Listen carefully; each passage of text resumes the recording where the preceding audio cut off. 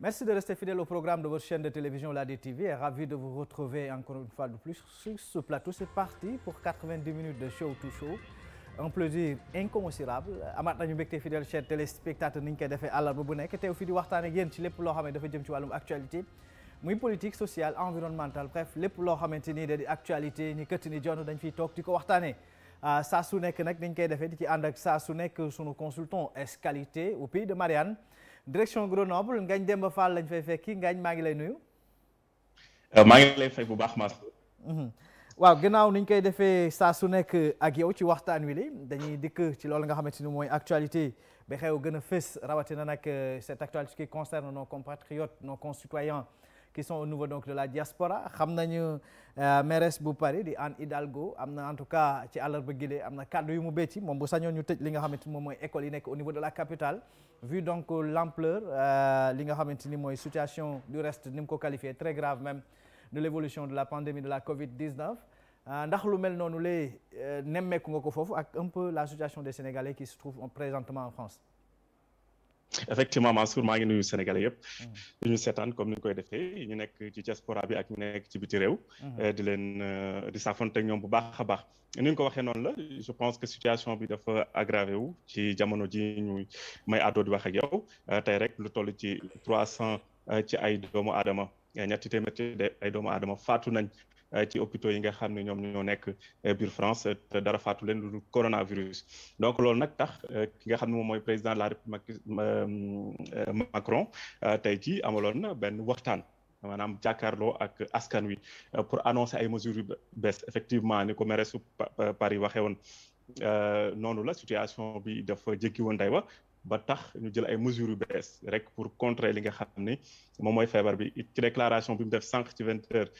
président de la République li mu xamle mooy effectivement école yooyu noonu dinañ leen tëj kon lu toll ci ñetti semaine dinañ leen tëj lu toll ci crèche yi primaire yi collège ak lycée ak université yi également bon may nañ peut-être étudiants yi ko bëgg benn yoon nga dem université ci ay formation yoo xam ne obligatoirement da nga war a def présentiel donc delluwaat nañ également il y a un an dañu nekkoon ci confinement le mois de mars dernier donc delluwaat nañ ci confinement parce que dafa amoon lu toll ci 19 départements yoo xam ni dañ leen a reconfiné woon léegi nag reconfinement bi dafa du coup concerner tout le territoire national donc pour 4 semaines encore suñu compatriotes yi en tout cas yi nga xam ne ñoom ñoo nekk fii ci biir France dañu leen di reconfiné waat donc ñi nga xam ne dañuy liggéey télétravail donc la ñuy recommander amatul dem ak dikk jugee ci benn département wala ci benn ville dem ci beneen ville donc situation bi daal noonu la tëddee doy na waar compliqué na ñu ngi koy topp peut-être di xool fii ak ay bés nu muy mujjee waaye effectivement le cas est un peu critique moment bi may wax ak yow nii. ci cas boobu la ñuy def sax le temps que peut-être ngañ nga gën a desserrer sa caméra gis-gis bi gën a neex mbokku téléspectateurs yi gën a apprécier gaynde muy un peu par rapport ak wàll woowu xam nga le 31 mars 2020 dafa coïncider woon nag li nga xamante ni mooy premier cas de Covid-19 fii ci réewum Sénégal rawatina nag am premier cas autant pour moi de décès de la Covid-19 di ki nga xamante ni moom mooy kii di Pape Diouf donc di l'international boobu li nga xamante ni nag je peux même dire ainsi di ancien président olympique de Marseille ñu gis ko ca jamono joojule booboog léegi mu doon at ci li nga xamante ni nag mooy cas yi ñu am ci wàllum décès ci Covid-19 boobule très rapidement Ngagne France gis nañu li nga xamante ni moom mooy évolution bi wax nga ko léegi dalu nañ ci reconfinement fii ci réewum Sénégal contraste wala en tout cas paradoxalement moment yi ñu gis nii ñu gis que ni en tout cas delluwaat nañu ci la situation initiale ubbiwaat lépp maanaam situation de catastrophe sanitaire bi ñu doon dund ak lépp jeex na un peu ban aperçu ngay def un peu par rapport à la situation les deux pays certes n'ont pas les mêmes réalités. Effectivement man dama ko yàgg wax parce que feebar bi ni muy évoluer donc au niveau de l'Occident rawatina en Europe en France même aux États-Unis mënoo ko comparer ak ni mu évoluer en Afrique au Sénégal parce que bu ñu xoolee rek ci bu njëkk ba on avait vu effectivement que ni feebar bi xawoon na dugg un peu partout en Afrique mais ni mu doon évoluer fii nii ak li mu doon faat ci ay doomu aadama soo ko méngalee ak Afrique ak réew yu nekk ci Afrique de l'Ouest notamment Sénégal ak réew yu bari donc dayoo ba yemul kon boobu rek ci la spécialiste yu bari commencé woon doon wax naan bon c'est une maladie boo xam ni quoi qu'on puisse dire donc Occident la gën a touché que l'Afrique parce que Mansour ñu waxante dëgg ni muy évoluer fii nii en Europe feebar bi su fekkoon noonu lay évoluer actuellement au Sénégal kon duñu wax sax ay retour à la vie normale ak yu mel noonu kon mara day taali fii on a commencé la vaccination depuis très longtemps plus de 8 millions de Français vaccinés leen mais teewul affaire bi mi ngi gën a yokk donc feebar bi mënuñu ko méngale ak ni muy évoluer au Sénégal donc moo tax pays bu ne nag dafa war a jël ay mesures par rapport ak feebar bi ni muy évoluer ci biir dëkk Sénégal certes maladie bi mi ngi fa coronavirus mi ngi fa comme que taxu ko am day wala lool les autorités étatiques dañu war a jël ay mesures yoo xam ni dafa méngoo lool ak li nga xam ni moom mooy feebar bi foofu ci biir réew mi. jour egsi ci plateau bi li ñu am mbégte di ko dalalaat mooy kër gu mu miin lool di DG directeur général bu agence nationale donc d'assistance à la sécurité de proximité waaye casquette bi nga xamante ni taamu nañ ko ci te ñu ko ci doon xaar boobu léegi mu àddu ci sax muy le coordonnateur donc de la task force républicaine di kuréel googu la nga xamante ni nag gis nañu depuis un temps soit peu bokk nañ ci ñi nga xam ne ñooy vulgariser di taxaw li nga xamante ni mooy liggéey njiitu réew mi son excellence le président Macky Sall Birame Faye nuyu naa la. sëñ Mansour maa ngi lay nuyu di la ziar di nuyu Ngagne suñu waa ji di rafetlu aussi pertinence su intervention mi. vraiment di nuyu askan wi ñuy déglu yëpp dañu seetaan di ñaan yàlla aussi waxtaan wi comme ni ma koy faral di waxee. amal njëriñ waa réew mi yëpp. voilà waxtaan wu amal njëriñ waa réew mi la waxtaan wi dañ koy door rek actualité xam nga émission bi question de l'heure la tudd day waxtaane lépp loo xam ne dafa jëm ci wàllum actualité muy politique sociale environnementale saa su nekk ni ma koy présenté. ñu gis ci jamono ji ñuy àddoo tey en tout cas bari na une bonne partie de la presse qui en ont fait donc li nga xamante ni mooy seeni chou gras wax ci li nga xamante mooy rapport annuel bu département américain boobu li nga xamante ni nag dañoo jàpp ni dafa épingler Sénégal en termes donc ci lu jëm ci wàllum ay violation des droits de l'homme pour ne pas dire des droits humains déjà bala ma lay jox kàddu gi noo gisee déjà un peu ce rapport là bu nga xamante ni ñu jàpp ni en tout cas en filigrane recul démocratique nañ am ci réewum Sénégal am na kenn koo xamante ni day yëngu ci wàllu woowu leen di njiitu di directeur exécutif bu Amnesty International section bu Sénégal di Seydi Gassama am na lu mu ci jàngat moom loolu moo waral tey jii Sénégal en tout cas kuréel googu la nga xamante mooy département américain épinglé ko ci wàllu ñu jàpp ni que ni en tout cas dafa delluwaat gannaaw ci wàllum li nga xamante ni mooy respecté ak yelleefu doomu aadama yoruñu ñi nga xamante ni ñoom ñooy nekk les détenus ci kaso yeeg wàllu woowu li droit à la manifestation yooyu léeg-léeg ñu bari dañ ko jàpp dañ ko salfaañee mën nañu déglu sax très rapidement ki nga xamante ni moom mooy directeur exécutif bu Amnesty International fii ci réewum Sénégal di ki nga xamante ni mooy Seydi Gassama del si waat wéyal waxtaan wi la. rapport bi lu muy def mooy dafa confirmer ñoom lépp li nga xam ne dañ koy wax ci biir dëkk bi lépp loo xam ne ñu ngi ko fi wax moom la rapport bi wax moom la rapport gouvernement bu Amérique wax moom la rapport yeneen organisation comme Freedom House bi nga xam ne gën na semaine bi passée wax tamit mooy dellu gannaaw bi Sénégal dellu ci wàllum démocratie ak ci wàllum sàmm ak yelleef doomu aadama Sénégal nekkoon na ci kanam fi ci Afrique soo tuddee démocratie tudd ak yelleef doomu aadama Sénégal lañ njëkk a cité tey réew yu bëri raw nañu kon discours bi nga xam ne moom moo fi nekk tey ci ñi jiite réew mi defe ne wax rek dina tax Sénégal yi gëm ne ñoom ñoo nekk ci kanam wala boog àdduna bi gëm ne ñun ñoo nekk ci kanam dañuy nax seen bopp tey Sénégal nekkatul ci kanam te Sénégal suñ ko nawoon ci àdduna lan moo taxoon ñu nawoon ko ci àdduna parce que moom moo njëkk a dugg ci démocratie ci réewu Afrique ci réewu Afrique ak Léopold Sédar Senghor mi nga xam ne dafa ubbi réew mi n'est-ce pas fexe ba parti politique yi mun a taxawaat di compétir Abdou Diouf ñëw yaatal ko Abdoulaye ñëw consolider démocratie bi waaye li ñu fi gis depuis 2012 mooy dellu gannaaw ak nag li ñuy wax mauvaise foi parce que dafa am charte yoo xam ne ñoom dañ ko signé au niveau international charte yooyu dafa jox Sénégal yi y compris kujje politique bi ay ak yelleef charte réew mi maanaam suñu constitution dafa jox Sénégal yi ak kujje politique bi ak yelleef waaye tey suñu xaañee waa kuje bi seen ak seen yelleef ku ci wax rek ñu ne opposition nga bokk loolu la ñu utiliser pour yàq sa der politicien nga opposition nga bokk waaw loolu la ñu jàppee képp ko xam ne yaa ngi leen di wax dëgg di leen wax dëgg di leen wax respecté la li nga xam ne moom mooy luwaawu Sénégal moom mooy charte yi ngeen signé n'est-ce pas te assemblée nationale ratifié ko te charte yooyu nekk charge ci seen kaw bopp kon loolu moo tax li ñuy ŋaññe fii yëpp moom la rapport bi reprendre waaw xaañ doomu Sénégal yi seen droit dox ñaxtu saa yu amee leen naxari kaso yi fees na li nga xam ne moom la Guy Marius Sagna wax fan yëpp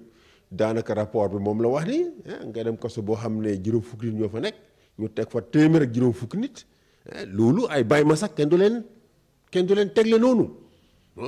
ñu bëri ci ñoom am nañu ay xar waaye seen xar yi du ñu leen tegle noonu kon dëkk bi nguur gi dafa fonkul doomu aadama voilà nguur gi dafa fonkul doomu aadama ndax jàpp nga ne noonu la mbir mi demee. non Mansour jàpp ma ne noonu la mbir mi demee déjà moom ñu ngi rafetlu aussi gisam parce que loolu mooy démocratie également. même boo bokkut ak gis-gis aussi nga nangul ko ay kàddoom ak xalaatam ak ni muy gisee. mais naturellement li mu wax mënuñ ci ànd parce que nguur gi jox nañu cër doomi aadama yi jox nañu cër sénégalais yi xam nañ ni lu ñu yor sénégalais yi ñoo ñu ko dënk pour seen nekkit ak seen melokaan gën a jàppandi gën a jëm kanam. encore une fois rapport bi seen xalaat dañuy wax Sénégal réew moom boppam la. nga dute ci fiabilité rapport bi. waaw xam nga ñoom fi rapport bi jógee sax. ay jafe-jafe ak fay am ay élection am nañ fa ki ñu gagné bañ na gagné wuñu ko. attaqué fa nañ fa ay bërëb yu symbolique comme Capitole ak yu mel noonu donc encore une fois lu ñuy bàyyi xel la mais du ay leçon yu ñuy jot. yaa ngi dégg Sénégal réew moom boppam la wàllu démocratie je pense que di ci yokku bari na tey citoyens yi nga xam ne bu njëkk amu woon possibilité bokk ci ay élection guléet ak président Macky Sall tey citoyens yi mun nañ bokk ci ay élection Assemblée nationale encore une fois yan citoyen la loolu. non société civile par exemple élection locale yi bu njëkk. permettre woon ñi nga xamante ni dañu permettre woon société civile bi ak indépendant yi ñu bokk ci. léegi mun nañ ci bokk. bon leneen li itam moom mooy fu mel ni assemblée nationale mun nañ ne assemblée nationale bu njëkk seeni mission liñ ci gënoon xam ñaar la woon lu mel ni voter ay loi mooy légiférer. leneen li mooy examiner ak contrôler action gouvernement bi léegi guléet 2016 su ma juumul ci référendum bi ki lañ leen yokkal président ànd ci évaluation des politiques publiques loolu assemblée nationale amuñu woon pouvoir boobu citoyen yi waxu noppi amuñu woon pouvoir boobu donc mun nañ ne tey ci wàllu marche yu ñuy wax marche yu bari xam nga souvent réew mi bu ñëpp tàccoo kenn ki fëgg table bi moo leen soxal moo leen ñor li ñuy wax le train qui n'arrive pas à l'heure su ne li ñuy gën a bàyyi xel mais marche yi encore une fois yu ci ëpp mun naa ne liñ ci autorisé wul bariwul donc nit ñaa ngi marche biir Dakar nit ñaa ngi marche ci région yi nit ñaa ngi marche suba ak ngoon guddi ak bëccëg mais marche bu ànd ak yàq marche bu ànd ak ngeen baal ma li ñuy wax ñiy jàng ak ñiy raas doom du benn marche bu ànd ak jël yëfu loo moomul marche bu ànd ak nakas du noonu loolu njiitu loolu responsabilité état bi la aussi mu jël ci dogal yi mu ci war a jël donc je pense que marche waaw mais aussi il y a l'ordre public qui doit être garanti marche waru nekk source de désordre marche waru nekk source mais bu ñu demee DG ba aux yeux de l'opinion internationale ñu juger que y a un recul ci wàllu woowule parce que le rapport ne cible pas uniquement li nga xamante ni moom mooy wàllu wax nañu ci wàllum corruption au niveau donc de la fonction publique wax nañ ci corruption wax nañ ci li nga xamante ni aussi moom mooy recours bi ngay wax ni recours de la force publique bi nga xamante ni c'est exercé donc ñi koy incarner mooy les forces de sécurité et de défense à chaque fois que manifestants yi nga xamante ni bëgg nañu sax sur le plan pacifique parce que bu ñuy dem régime déclaratif la ñu yor bu ñuy dem dañuy déclarer que ni marche pacifique la ñu def terewul di leen koy xañ gis nañu récemment ñoo xam ne dañoo demoon rek déposer au niveau de la préfecture de Dakar une autorisation donc de une déclaration de marche ñu téye leen fa est-ce que loolu tamit du moom moo tax ba que l'image du Sénégal est en train d'en pâtir parce que ñoom ci rapport ils ont dit de 2012 à quasiment 2019-2020. non je suis pas d'accord parce que régime déclaratif la loolu la constitution bi consacré mais dañu ne aussi. c'est encadré à condition qu'il n'y ait pas désordre à l'ordre public. donc loolu je pense que dañ ko dëgg dàqul leen interpréter ay textes. est-ce que désordre bi jógewul ci le fait que li ngay déployer en termes de force de l'ordre pour ñu tas ay marches est-ce que boo ko déployer woon encadré woo marche bi c'était plus facile. non je pense pas encore une fois da ngay xool nombre de demandes ou de déclarations de marche yi am. ak liñ ci accordé ak liñ ci accordé wul liñ ci accordé mun naa ne c'est une goutte d'eau dans l'océan ou bien un éclair dans l'obscurité lu néew a néew la. donc li ci ëpp dañ ko accordé encore une fois régime déclaratif la mais à condition que mu bañ a jur désordre. leneen li suñu force de sécurité yi encore une fois man damay rafetlu seen professionnalisme seen liggéey bu rafet yaa ngi dégg. li am vraiment kenn ñaanu koon yàlla mais lu peut-être lu mun doon ñàkk la. te bu fekkoon ne yëf yi dañ ko yemale fa mu war a yem je pense que di ci juddu du ci juddu lu ci nekk dañ ko féetale fi mu war a féete parce que li waral coow li mooy li fi mujj. ñaari doomi réew mi lañ ku nekk am ay ak ay yelleef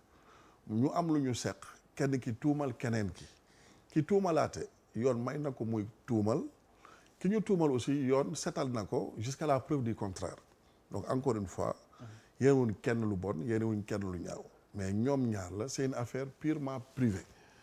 mais ki ñu tuumal moo jël yëf yi glissé ko ci terrain politique bi jóg tuumal état bi te ba muy dem tàgguwuma tàgguwu njiitu réew mi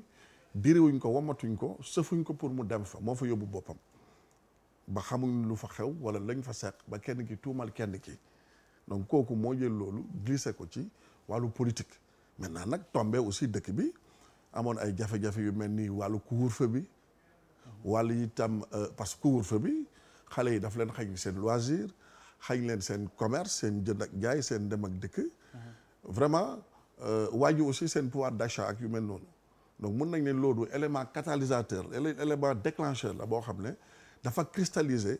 frustration yi nga xam ne dañu jóge ci wàllu mbas mi parce que mbas mi dafa dal ci ñëpp nërmeel koom-koom yi àddina bi sëpp Sénégal aussi am ci taxawaay bu am rafet bu am solo mucc ayib ba ci jàngatu njëkk yi bokkoon nañ ci maanaam réew mi jiitu ci Afrique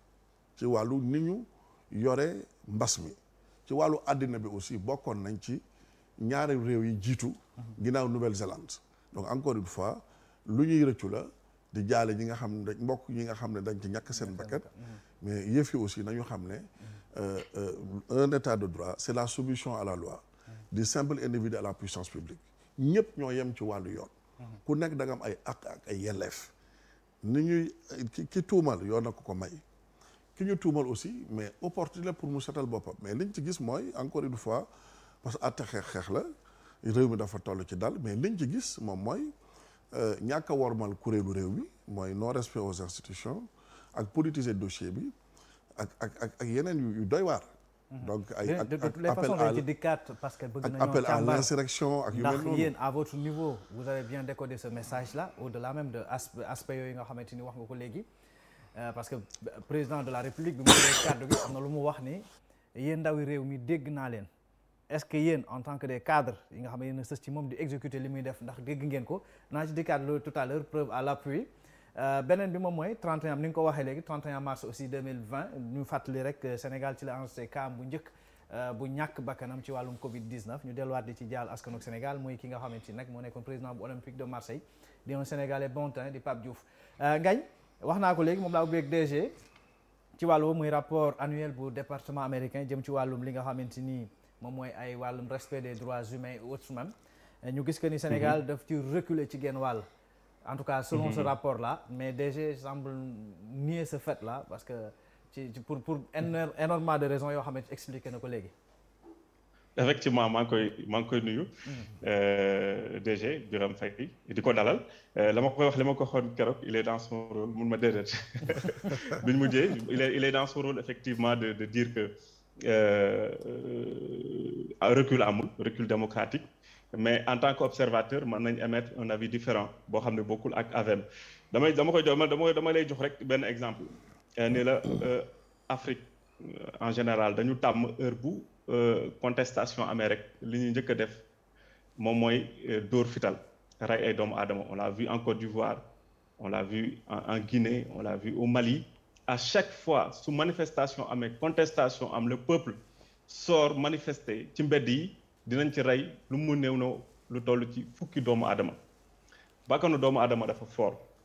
te li leen di faat ay balles réelles lay doon yoo xam ni takk der yi ñoom ñoo koy tirer jëmale ko ci askan wi dama lay jox exemple ñaari exemple en France pendant une année dégg ngeen fi gilets jaunes yi chaque samedi ñu génn demoon nañ ba daanaka dañu woon dañ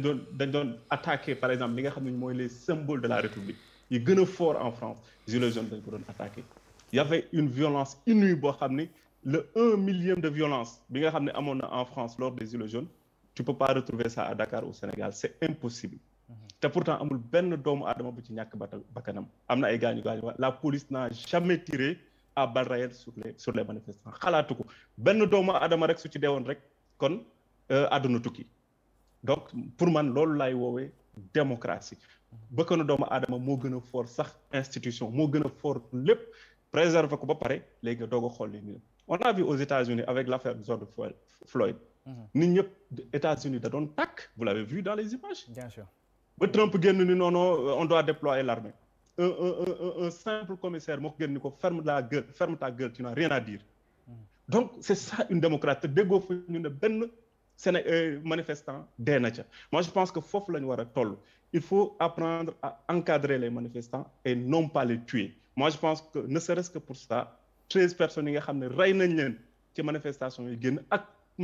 cause bi fu mu mën a jugee ak conséquence bi fu mu mën a jugee ça ne justifie pas cette violence disproportionnée bi nga xam ne gis nañ ko lors de ces manifestations yi nga xam ne la police n'était pas menacée les institutions n'étaient pas menacées et on a vu de loin des policiers tirer à balles réelles te boobu baag léegi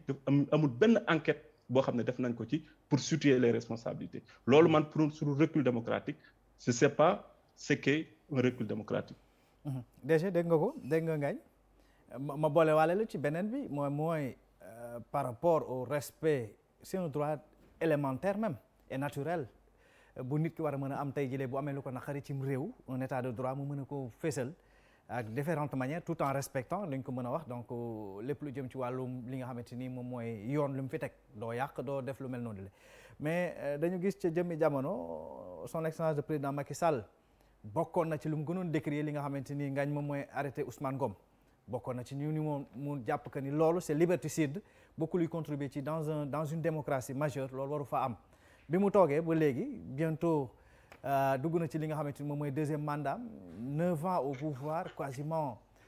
li ñuy wax même pipe même tabac on n'a pas connu de changement à ce niveau-là ci wàllu woowule. bon c'est vrai bon Ngagne déglu nañ ko bu baax c'est vrai que gis nañ li xew France aussi pendant presque plus d'1 an bon. Avec l'histoire des gilets jaunes donc coow li du Afrique kese quoi mun nañ ne bon ci àddina bi sépp la xew ñu sant yàlla parce que Sénégal aussi 1960 ba léegi am na liggéey bu am solo bi fi am c'est vrai que am nañ ay quelques jafe-jafe mais bon jusqu'ici en tout cas lu bari li nga xam ne xew na ci yeneen dëkk yi ñu ngi ciy sant yàlla bu baax muy lu ñu donn aussi ay fas yéene ko gën a ñoŋal encore une fois mosuñu am coup d'état mosuñu am guerre civile am na ay période yu xaw a am ay jafe-jafe ci wàllu histoire du Sénégal c'est vrai mais encore une fois bañ nii may wax yow daal Sénégal am na taxawaay bu rafet ci biir Afrique parce que jafe-jafe yi xew tey ci Sénégal ak ci Afrique yu bari aussi mu nga xew ci pays développé gis nañ pendant 10 mois li xew foofu réalité yi du benn aussi c'est vrai. ñoom aussi mais violence bi manifestation yi amoon fi aussi amul fële.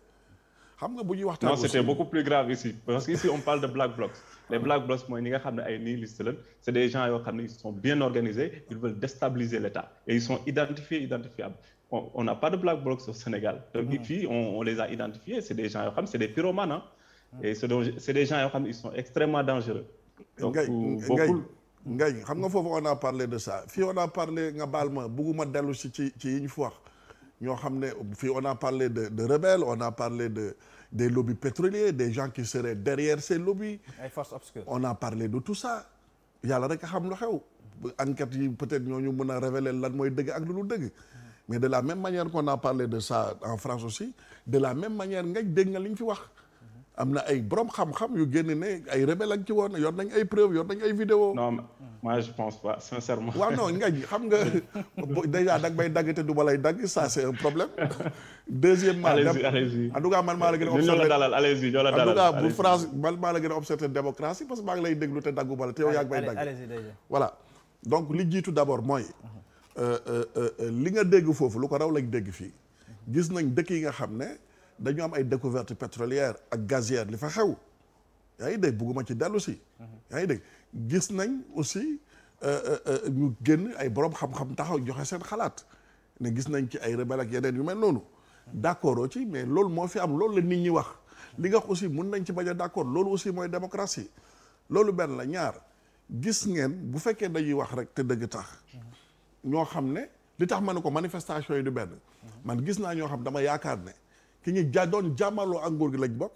ñu yore ay balu fetel di dóor fu mel ni benn commerce bu nekk Kër Massar Auchan Kër Massar ñoo xam ay manifestants lañ tey ay bal di dóor gis nañ sax ay sniper yu ne ci kaw étage yi yor ay donc li ñu fi gis yàlla nañ ci yàlla musal yàlla na fi géej kenn ñaanu ko yàlla loo xam ne warta am Sénégal la ndax Sénégal benn bopp la kenn mënu koo xar ñaar ñu ñëpp benn lañ mosuñu am coup d'état mosuñu am guerre civile képp ku ñu gagné élection da ngay nangu ne gagné nañ la nga gërëm remercier ki nga xam ne moom moo la gagné mais encore une fois li fi xew je réitère mes propos degré de manifestation dans la durée oui France ñoo jukki da yàgg mais dans l'intensité la gravité des actions des manifestants fii moo gënoon graaw téeméeri yoon fii dañ fii ba pare ñoom aussi mais dañu am lu mel ni légitime défense mënuñ leen jël teg leen ay nit di dal seen kaw di leen faat di leen boom di leen ñu toog légitime défense face à quelqu'un qui a une pierre. non pas mais Mansour non Mansour vous avez vu parmi les manifestants j'ai des gens qui étaient armés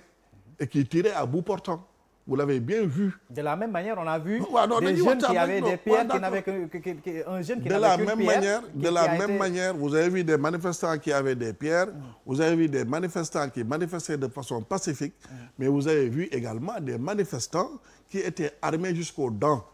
et qui tiraient à bout portant. Vous l'avez vu. Ngagne l'a vu et tout le monde l'a vu. Donc, en termes d'intensité, dans la durée, oui,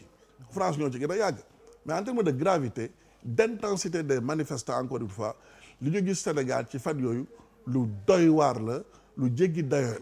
la encore une fois. dinañ dikkaat tout à l'heure ci cause yi ndax yéen jot ngeen a càmbar loolu nga xamante ni moom moo yóbbu mbir mi ba mu egg fi ba niveau bi presque mën nañu wax sax ndaale dafa fees ba rembet ba tuuru. moo tax ñu yegg foofu mais dafa am benn point boo xamante ni wax naa la ko léegi c'était juste pour corroborer les propos de Ngagne Demba. mooy un peu par rapport à l'état de la démocratie dañ koy juger ci ay paramètres yu bëree bëri à l'aune de beaucoup de paramètres yu ci participer wax naa ne que ni bokkoon na ci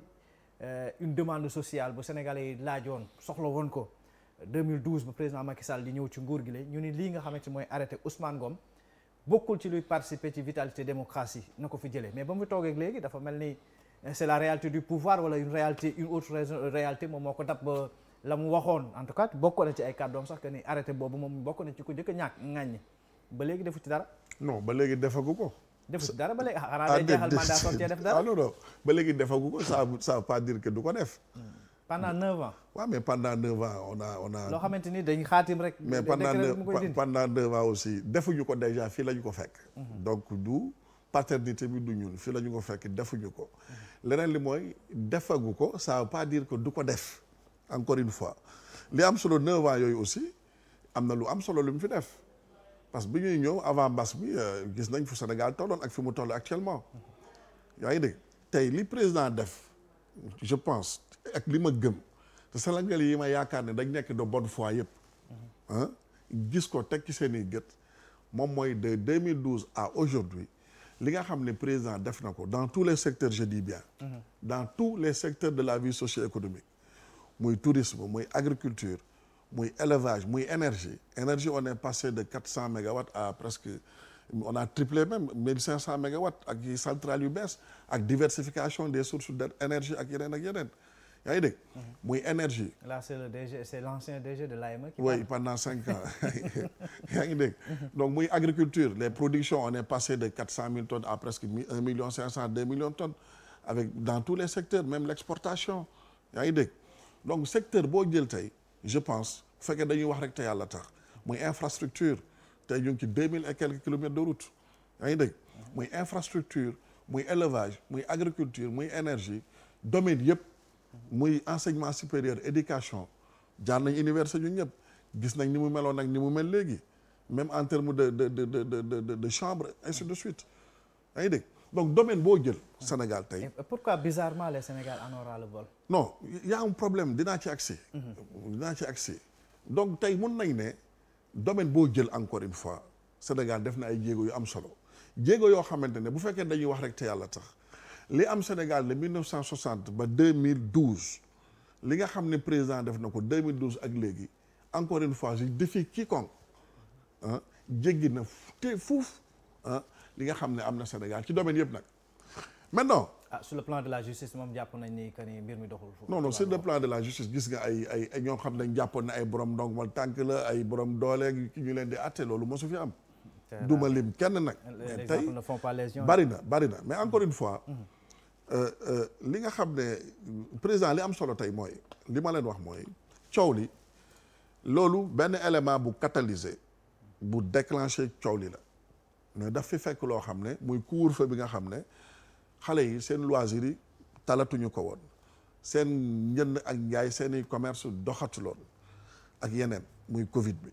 yaa ngi dégg maintenant loolu ñëw nag daje ak xale yi nga xam ne aussi amuñu liggéey parce que loolu aussi c'est une réalité. C'est ce point parce que bon essentiel. xam nga bi ñuy ñëw en 2012. tey Sénégal mun naa ne dañu jógee ci 12 millions d'habitants dem ci 16 millions d'habitants officiellement. d'après les chiffres de l'ANSD l'Agence nationale pour la statistique et la démographie. yaa ngi dégg donc loolu encore une fois avant on avait 100 000 demandeurs d'emploi par an tey on a plus de 200 000 demandeurs d'emploi par an engagement bi nga xam président jëloon na ko weesu na ko. il avait promis de créer 500 000 emplois dépassé nañ ko. officiellement 480 non man li ma wax c'est factuel. soo demee inspection du travail di nga gis que y a autant d'emplois formels je dis bien compte tenu emploi parce que emploi yi nga xam ne mun nañ toog nag wax ci emploi ak travail ak yeneen yaa ngi dégg tey boo demee inspection du travail engagement yi nga xam ne président jëloon na ko ci wàllu création d'emploi parce que secteur boo xam ne def naa fa ñetti at la am na as tuut lu ma ci xam. yaa ngi dégg dépassé nañu ko soo demee inspection du travail di nga fekk les contrats formels xam nga ay CDD CD yu ñu signé loolu bokkul ak emploi yi nga xam ne ci wàllu commerce la njënd ak njaay bokkut ak wàllu emploi yi nga xam ne ci wàllu secteur informel la bokkut ak emploi yi nga xam ne ci wàllu agriculture la ak yu mel noonu bu yooyu bokkuñu ci ak emploi yi nga xam ne sax c'est dans les activités à haute intensité de main d'œuvre bu ñu boolee loolu ak li ma la wax ne lu parce que ñooñu ay fonctionnaires nañ ay politiciens da ngay dem ñu wax la chiffre yi ñu fa créé en termes d'emploi donc engagement yi jëloon respecté nañu ko 1 million d'engagement bon loolu bokkut ak. est-ce que boo leen ko respecté woon. loolu bokkut ak non maa ngi ñëw jàmbaar gis nga emploi. France a ngay tàkk ndax emploi Europe yëpp a ngi tàkk ndax emploi c'est un phénomène mondial auquel tous les pays sont confrontés c'est un problème. États-Unis xaw ma 50 000 emplois wala lu ko ëpp la ñu ñàkk ci mbas mi France waxu noppi ngañ bu jëlee parole dina wax ni ñu si bëri léegi genre indemnité du chômage la ñuy dundee boo demee États-Unis 90% suñu mbokk yi liggéeyatuñ daanaka soo demee France waxu noppi donc situation bi pandémie bi moo ko aggravé moom moo ko empiré bon Sénégal aussi am ay réalité boppam on est un pays composé de jeunes sur le plan démographique majoritairement tey mun nga ne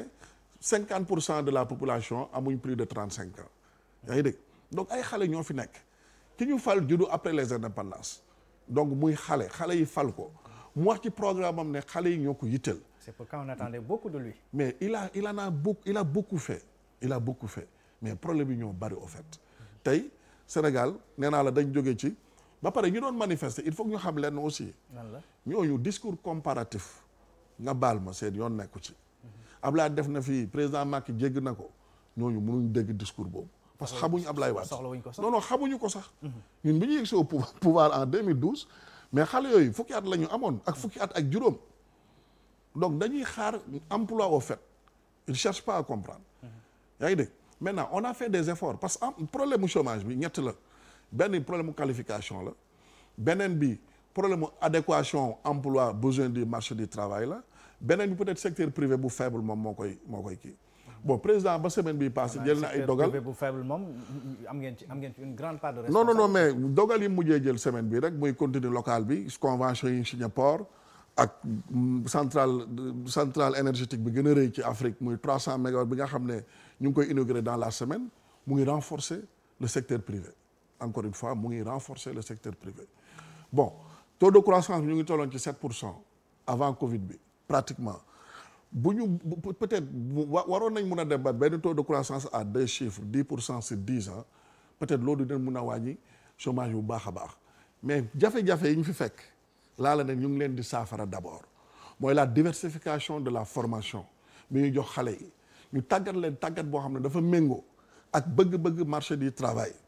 loolu ñu ngi ci bu baax a baax muy ci wàllu institut supérieur d'enseignement professionnel yi boo demee faculté des lettres aussi formation yi ñu ngi changé ñu ngi leen di professionnaliser ainsi de suite ONFP 3FPT formation yi jox xale yi c'est en fonction des besoins du marché du travail donc en termes de qualification ñu ngi renforcer xale yi en termes de formation par rapport aux besoins du marché ñu ngi renforcer xale yi en termes de renforcement du secteur privé également ñu ngi renforcer secteur privé bu baax donc am nañu yaakaar que maintenant bi coow li amee xam nga président li mu wax dafa am solo mooy nangu na c'est un discours de crise il faut accepter la vérité yaa ngi dégg nangu na ne jafe-jafe am na jafe-jafe boo xam ne lii c'est le goutte d'eau qui a fait déborder le vase mais ça n'a rien à voir avec les autres éléments yaa ngi dégg mooy li ma la wax moom moo tax mu ne il a tenu un discours un discours très court xam nga un discours très humble un discours qui montre qu'il a compris le message que les jeunes est-ce que vous à votre niveau vous avez compris mais je reviendrai tout à l'heure le pourquoi ma ni est-ce que vous avez compris son message Mansour non baal ma jox ngañ damay daaneel foofu ma jox ngañ très rapidement kaddu gi ngeen sëddoo ngañ parce que c'est un beau discours dama may ma li nga wax ni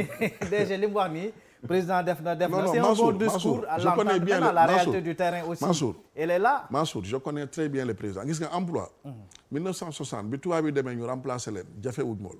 on était 3 millions d'habitants ba vers les années 80 ak les produits d'ajustement structurel am na ay quelques efforts yu ñu doon def ba ci opération maîtrisée rek yu mel noonu Sénégal 2000 la commencé am politique nationale d'emploi en vérité Ablaye moo doon def 2 milliards par an pendant 5 ans yaa ngi dégg ngeen di def présentement ñaata mais président def na ci lu mot 300 milliards déjà boo xoolee li dem par année laa bëgg a wax bon non 2 milliards que les annuels la doon def yéen par annuellement ngeen ci def ñun on a fait plus de 50 milliards par an boo xoolee li dem DER par exemple Pavi bi rek 74 milliards la DER 30 milliards la par an bokkut ak ANPEJ bokkut ak même le nu mu tudd CFC bi nga xam ne bokkut ak ONFP bokkut ak ADPME donc à la place de 2 milliards par an nous on a mis 50 milliards par an donc déjà on a injecté plus de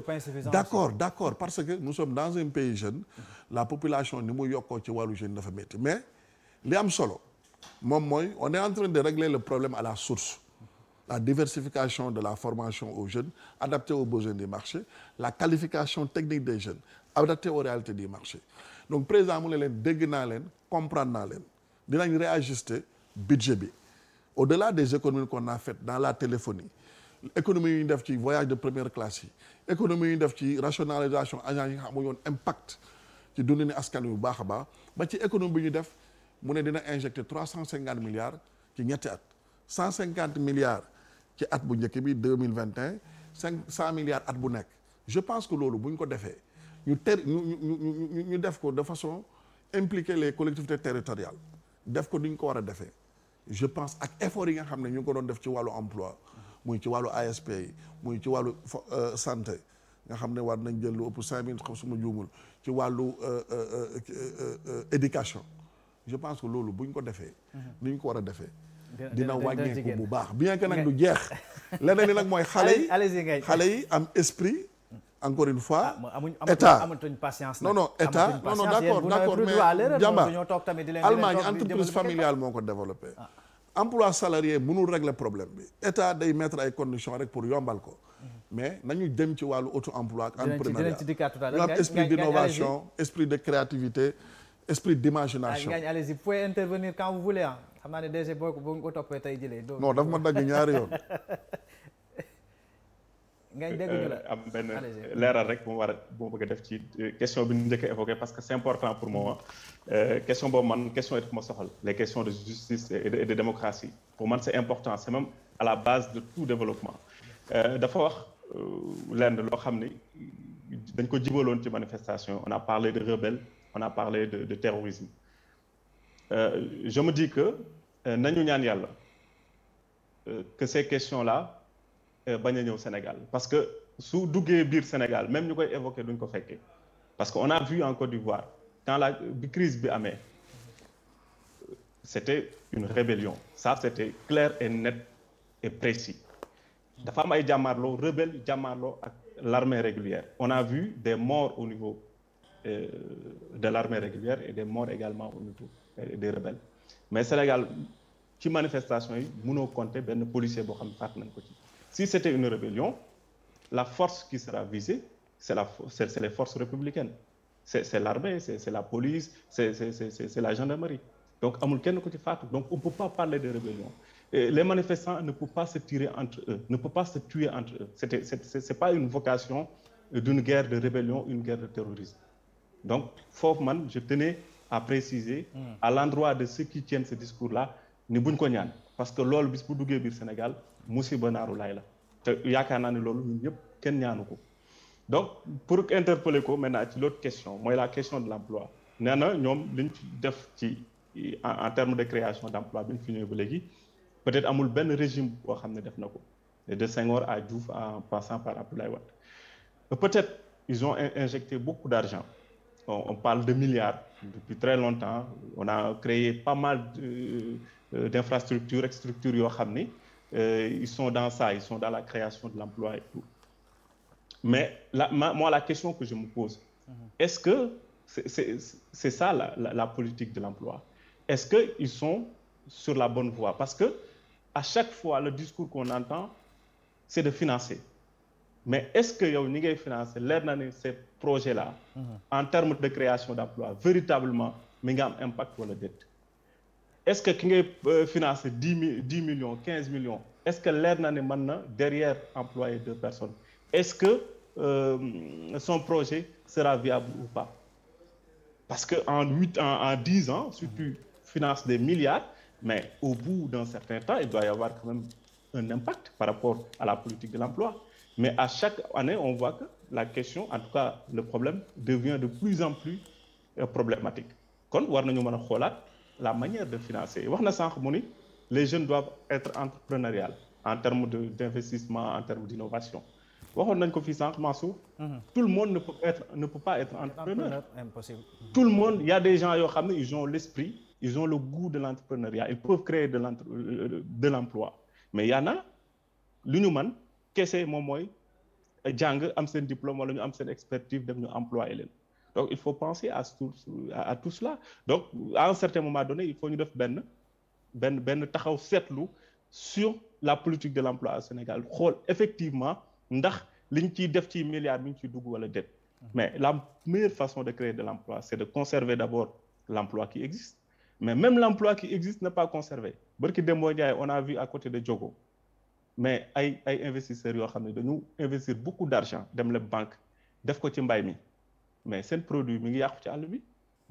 amuñu benn politique de conservation mais la meilleure façon pour l'État d'accompagner ces jeunes-là c'est de mettre par exemple des chambres froides ay chambres froides ça coûte extrêmement cher mais l'État peut les accompagner dans cette dynamique-là boo xam ne suñu bayee au moins 6 mois dinañ mën a conserver seen produit pour mën ko écouler tranquillement mais là conserver également l'emploi existant moom mooy fexe ba tëj frontières yi en tout cas li nga xam ni jeunes yi ñu ngi koy bàyyi di ko exploiter ñu fexe ba du jógee bitim réew que li nekk ci biir réew mi ñoom ñu mën ko écouler comme il faut moi je pense que c'est sur ces questions-là ci la ñuy faillir ñun actuellement et que ça pose véritablement à mon sens problème déglu nga Ngagne man je retiens le maître mot c'est que en matière de création d'emploi l'existant li nga xam ne moo fi nekk sax comment faire pour conserver cela wax na léegi a donné l'exemple des paysans ça c'est dans le domaine de l'horticulture waaw loolu jafe-jafe la xam nga àddina moom bërëngu dajul ñëpp yaa ngi dégg lépp mënut a xëy sotti nañu nangu jéego yu am solo yi nga xam ne njiitu réew mi def na ko d'abord yaa ngi dégg ci wàllu xëy mi nee naa la emploi bu fekkee am na ay jafe-jafe secteur privé bu faible moom moo koy indi manque de qualification ak inadéquation besoin yi ak formation bi. ngay dégg loolu ñu ngi ciy indi ay tontu yu am solo ñu ngi ci wàllu formation bi d'abord c'est-à-dire que dafa nekk loo xam ne c'est culturel boo xoolee même France nga comparé ko ak Allemagne wala États-Unis yemuñu esprit entrepreneurial en vérité te France moo colonisé Sénégal donc nit ñi am stabilité de l'emploi xaar retraite culture la par exemple donc loolu yëpp c'est des problèmes yoo xam ne dañ koy jànkonteel ci wàllu utal ndaw ñi wàllu liggéey yaa ngi dégg li muy wax xam naa ko bu baax par exemple xale yi boo leen recevoir boo leen dégloo rek war nga xam ki ngay déglu ndax am na esprit de leadership wala am na esprit entrepreneurial d'innovation d'imagination et de créativité su ko amee da nga koy orienté ci wàllu maanaam auto-emploi su ko amul les offres ne sont pas bariwuñu mais ci wàllu emploi salarié yeeg la mun a dem ANPEJ loolu mooy liggéeyam par exemple parce que structure bu ci nekk dafa am liggéey bu muy def ANPEJ accueil écoute orientation la ñuy def DER di financer bon ADPME di dëgëral entreprise yi nga xam ne yu ndaw yi nga xam ne taxaw nañ ba pare FONGIP ñëw pour indi ay tonnes ci ñi nga xam ne le système de financement classique daf leen excluroon mooy ñi nga xam ne amuñ garantie FONGIP doog a ñëw nag pour vraiment investissement yu diis yi ak yu mel noonu boo demee ci wàllu formation bi tey mais pétrole ak gaz mu ngi Sénégal xale yi formé wuñ leen ñu ngi leen ciy formé yaa ngi dégg boo demee université ay juristes ak ay littéraires lañ doon formé lu bari ñu ngi changer maanaam curricula yi contenu enseignement yi donc li ñuy wax problème bi mu rëy ba ça se règle pas par décret c'est-à-dire la solution duñ koy décréter on l'a construit par étape par étape par processus mais nañu jàpp ne tey Sénégal laa la wax 1960 ba tey à part opération maîtrisards yeeg yeneen mesures d'accompagnement yi jëloon vers les années 80 avec politique d'ajustement structurel yi ak 1960 nga xam 3 millions d'habitants la ñu woon tubaab yi dem ñu war leen remplacer da ngay génn université dem nekk chef de cabinet président wala leneen ak leneen mais tey on est 16 millions d'habitants te ñu ëpp ay jeunes lañ yaa ngi dégg ba pare le droit à l'éducation c'est une réalité. et pourtant les ressources bu njëkk dañ doon fi ressources yaa ngi fi. non moo tax ma ne la boo comparé 2000 ak léegi est-ce que rare ñu ngi soog sur le plan même du budget ñu ngi nous sommes à l'ère waaw moo tax man la xam nga Wade mu ngi doon def 2 milliards par an sur 5 ans muy FNPJ ak ANEJ man la président def na lu ëpp 50 milliards par an. 8 ans yi rek def na lu ëpp 350 milliards ci wàllu emploi. Ça semble un coup de pied dans la main. te bokkut ak li nga xam ne c'est des emplois en bonne et due forme créés enregistrés à l'inspection du travail maintenant bi coow li amee aussi nee na dégg na leen il va faire plus et mieux bon d'accord maintenant le 10 avril par exemple il y a le conseil national pour l'emploi et l'insertion des jeunes. J'ai vu ce sera des organisations de jeunes. nee nañu conseil boobu bala ñu ci waroon dem on devait normalement auditer li fi nekk auditer le conseil national de la jeunesse auditer li nga xamante ni mooy ces structures de financement et autres même parce que donc d'accord bon c'est le li fi nekk l'existant li fi nekk ngañ wax na ko léegi mais on est d'accord vous avez parlé de plus de 50 milliards non on est d'accord on est gisuñu ba léegi sur le plan on est président d'abord nee nañu auditer joxe na ay délai jox na ko suñu sœur bi nekk ministère de la jeunesse joxe na ay délai pour ñu jox ko maanaam rapport audit yooyu auditaat lay doon rek c'est vrai qu'il y a des problèmes parce que bon cooli ñu ci bari dañ leen di lebal du ñu fay est-ce que xaalis lañ leen war a jox est-ce que matériel lañ leen war a jox est-ce que tàggat bi baax na avant ñu leen di lebal tout ça c'est des questions qui méritent réflexion maintenant bon est-ce que tamit ñi ñu dénkoon mbir mi ñu war koo joxe nañ ko non joxe nañu ko man audit loolu la war a mën a génne non joxe nañu ko wallahi joxe nañu ko finance c'est-à-dire que fii finance nañu opposition bi finance nañ rappeurs yi finance nañ société civile finance nañ ñëpp ñu financé bari nañ c'est pas le lieu pour ne finance nañ di finance nañ di kii financé politique boo demee DER Pape Sarr liggéey bi muy def liggéey bu am solo la c'est-à-dire xamul ku far ak fu farul fe dañ koy mere sax ñun ñi bokk APR chaque jour ngeen dégg coow li que dañ koy attaquer parce que booy dañ nax nañuy politiser alors que c'est pas vrai Sénégal président ci boppam moo njëkk a bañ loolu moo njëkk a bañ affaire politisation affaire jox sa parti bàyyi askan wi donc APR ay rupture la ñuy opérer au fait il faut que nit ñi xam loolu ñu am histoire dafa am fu ñu jógee rupture dans la continuité non dafa am fu ñu jógee ñun sax dañu démissionner créer suñu parti wër Sénégal ñu fal ñu démocratiquement yaa ngi dégg donc vraiment ngeen digoon ñu lu bari loo li ngeen digoon yëpp ñi ngi ci non xam nga waaw d'accord donc encore une fois wàllu emploi ngañ am na lu mu wax par exemple les frigos là mais c'est une très bonne idée keroog dama xëy di liggéey ay 7 heures dégg journal ñu koy wax mais loolu c'est des idées yoo xam ne idées yaa ngi fi mais malheureusement je sais pas si c'est l'esprit entrepreneurial qui manque ou pas ngooñ këriñ mais les idées sont là idée yaa ngi fi yenn yi nag aussi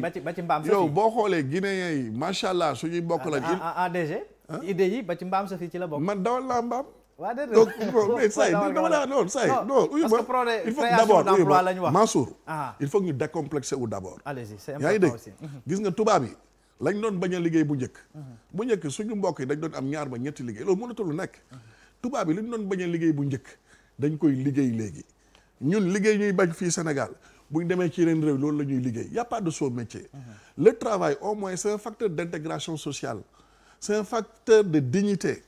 c'est un facteur d'opportunité de participation à l'édifice du pays liggéey farata la liggéey bi y a pas de sot métier man dawal naa charrette mbaam vacances dama doon ut charrette mbaam Fatick ñëpp xam nañ ko c'est pas du gàcce ci man sàccuma fenuma mënul nekk gàcce sax yaa ngi dégg donc loolu y a des pays développés yoo xam ne mbaam la ñuy utiliser pour les ordures suñu mbokk Guinéens yi yabuma leen ci laa am soxla mais ils sont 3 millions au Sénégal kenn chômeur ki presque parce que dañuy liggéey donc encore une fois liggéey dafa ñàkk France ñàkk Amérique ñàkk même dans les pays développés nga xam ne ils ont une population vieille et vieillissante astamaak nag Sénégal bi nga xam ne nous sommes une population relativement jeune donc war nañ dimbale xale yi ci ñu am esprit entrepreneurial mais xale yi aussi wax nga ko léegi DG war nañu dimbali xale yi leneen li ñu am esprit boobu parce que man message bi ngeen décodé man laa gën a soxla mooy wax nga président bi mu dégloo xale yi nee na déglu naa leen dégg naa leen déjà génne ñaata la wax 350 milliards voilà loolu lépp mu def ko wax yu bare bari dina ko soppeek conseil bi nga xamante ni dina ko taxawal ak yooyu yëpp gën a harmoniser politique yu jëm ci wàllu woowule maintenant vous en tant que des responsables politiques yi nga xamante vous êtes chargé aujourd'hui en tant que DG en tant que des ministres en tout cas tout court des responsables et yu war a exécuter sa politique sur le terrain est-ce que yéen comprendre parce que sama xool sama tutrage dama ni le président Macky Sall éternel incompris même ci ñi nga xam ne ñoo ànd ak moom sax comprendre nuñu li mu bëgg a def la preuve mooy tey boo xoolee bi ñu waree dem sur le terrain pour jàppale ndaw ñi la aujourd'hui au niveau de l'Alliance pour la République lan moo fa nekk le maître mot présentement c'est la remobilisation des troupes est-ce que c'est l'heure de non mais bien sûr non c'est pas DG tey boo demee Kolda barki démb meeting moo fa am Pikine gii la fa am fa ba ci xoolu mujj ñi ngi jëm ci week-end boo xamante ni aussi au niveau de Podor ak Matam ak wel woowule gis nañ fa mais bien sûr c'est la manière et c'est regrettable je pense bien que c'est là où j'attendais à ce que nit ñi qu'ils aient au moins plus de grandeur que c'est pas le moment déjà par rapport à la pandémie de la Covid-19 qu'on dit qu'on a investi des millions et des millions pour mobiliser les troupes c'est pas de cette manière-là que la ñu woon président li nga légitimité bi nga amoon ci population mi ngi fi ba tey de du d'accord bu leen neeroon ngeen ko yaakaar yéen a ngi bëgg a juum fi may tàmbalee mooy Mansour la ngañ laay wax ne li tax ngeen di ñu wax loolu moom mooy xam nga manifestation soo gisee ay nit yor ay bali fetel di soox xel mun naa ñaaw yaa ngi dégg c'est vrai que jàmm kenn amul njëgam moom la ñëpp di ñaan tuumaluñ kenn yaa ngi dégg mais boo ko gis ay nit yor ay balu fetel ne dañuy manifester di dóor nga leen di gis xàmmee leen mais buñ la nee kii lii la wala fii la bokk nga war ko mën a gëm parce que loolu kuy dox jàmm du doxale noonu bien que ñu ngi sant yàlla bi njiitu réew mi pourtant bizarrement déjà je sais pas si def nga remarque bi man les rares jeunes yi ma gis peut-être ñu am ci ay gaañu ak yëpp drapeau du Sénégal lañ yor donc si vous voulez dire que ni peut-être ñu ngi bëgg a prêter yenn mbir yoo xam ne egguñu foofu c'est-à-dire que sëñ Mansour xam nga mag bu jant bi tiim nga bañ kenn mënu ci dara man li ma wax lu ma teg suma loxo lu ngeen teg seen loxo la yaa ngi dégg c'est-à-dire que jàmm la ñuy ñaan yàlla ñun politique bi ñu ne gëm koo tax ñu nekk ak dimbale askan wi amul leneen ñun dañu am histoire au fait yaa ngi dégg Sénégal à part naufrage Joola je pense que ay hommes politiques yu mos a démissionné ci nguur créé seen parti xeex ba falu mosu fee am su ma juumul yaa ngi dégg donc réew mi dañu ko dënk ci anam yu rafet lu ñu tax a jóg mooy dimbale askan wi taxawu leen seeni soxla ci loolu lañ nekk ci loolu la ñu njiitu réew mi tàggat loolu la ñu sant ci loolu la ñuy dox suba ak ngoon guddi ak bëccëg maintenant kuy wax leneen nag yow la engagé mais encore une fois est-ce que yéen a ngi ciy dox yaa bi ñu ñëwee ak léegi Mansour gis nañu président ba mu daanelee kàddoo moog léegi foofu laay ñëw ngañ laay leeralal rek wax li ma wax fi ma ko lal c'est-à-dire que bi ñu ñëwee tey sur la base d'une démarche participative et inclusive jubóog réew yi seq Sénégal yëpp loolu amuloon am na léegi ba mu des Guinée kay fexe ba impliqué Alpha Condé mi leen di rayé fii temps yëpp ñu gis ko Alpha Condé bu ñu ba ñuy jox leçon vraiment est-ce qu'on a vraiment à recevoir des leçons de Alpha Condé Amérique sax mënuñu jox leçon sëñ bi ñun nous sommes un pays bu am histoire bu am ay valeurs bu am jaar-jaar bu am ay pères fondateurs yaa ngi dégg li tax ma wax loolu mooy dama gis ci manifestation yi ñëpp gis ay ñoo xam dañ yor ay manifesté di dóor ñëpp a ko gis yaa ngi dégg yàq ay bagages yu jàmbur sàcc ay bagages yu jàmbur ñëpp a ko gis yaa ngi dégg kenn cautionné wu loolu tey muñ nañ ne président bi mu ñuy ak léegi jàmm yokku na muy Sénégal fépp yaa ngi dégg te wax loolu li tax jubóog réew yi ñu wër la en plus fexe ba am benn démarche inclusive et participative boo xam ne taskatu xabaar kilifa diine kilifa aada ñëpp lañ ci boole donc tey xam nañ ne jàmm am na daanaka muy Casamance muy Sénégal parce que ñu ñëpp benn lañ mais encore une fois li tax ñooñu wax loolu aussi y a matière pour ñu wax ko loolu encore je maintiens ma position. est-ce que c'est pas une vue de l'esprit. léegi est-ce que mën naa la poser question par rapport ak ñi nga xam ne dañ leen a rey. est-ce que ubbi nañu l'enquête parce que. non ubbi nañu may ma ma daaleel rek ubbi nañu enquête jàmbaar c'est très simple analyse balistique rek ngay def xam bali fi mu jugee. waaw d'accord non mën nañoo xam balu police la wala balu ñeneen la. non non ubbi nañu enquête am na ci fi mu toll nii. waaye takk der yi am na ci ku ci ñu ngi koy masawu encore une fois ku ci ñàkk loxoom. bon mais gis grenade lacrymogène la. waaw te moo ko doon sànni affaire bi dagg loxo. mais ngañ xanaa àttekat la ngañ ko doy waar la ah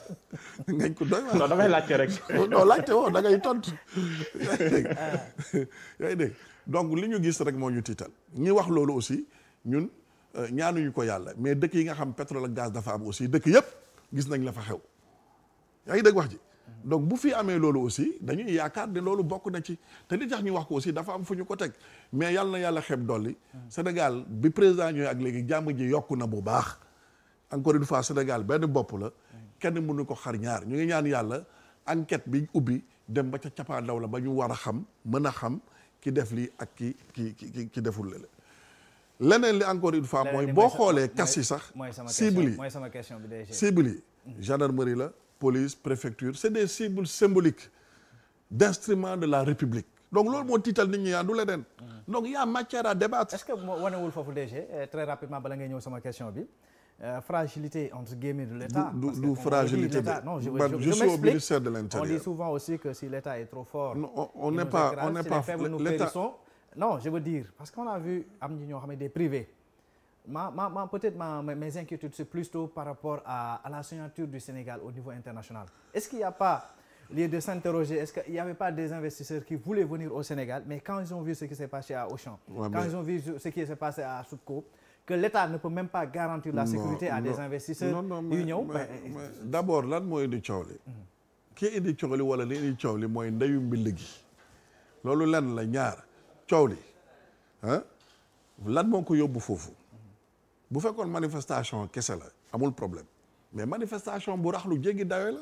yàq alalu jaam ay privé yoo xam ne seen i oto lañ yor liggéey seen giiru dund yor seen oto seen yoon nekkul ci politique ak ku ñu wotee ku ñu accusé nga taal ko ku yor tablier di ci daan dooleem war a ñibbi lekk lu lew nga taal ko mais gis nañ image yi donc tey bu Sénégal amee ci wàllu rayonnement diplomatique ay jafe-jafe nañ ko laaj ñooñu maintenant état faiblul yaa ngi dégg loolu yëpp professionnalisme homme de défense et de sécurité yi la kese parce que bu fekkoon de fépp fu ñu war a utiliser li ñu war a utiliser dañ ko utiliser donc tey coow li na jéggi fi mu toll mais encore une fois na yoon def liggéeyam ndax doomi aadama yëpp ñoo yem ci kanamu yoon ñu ñaan yàlla lu mel nii gëj fi te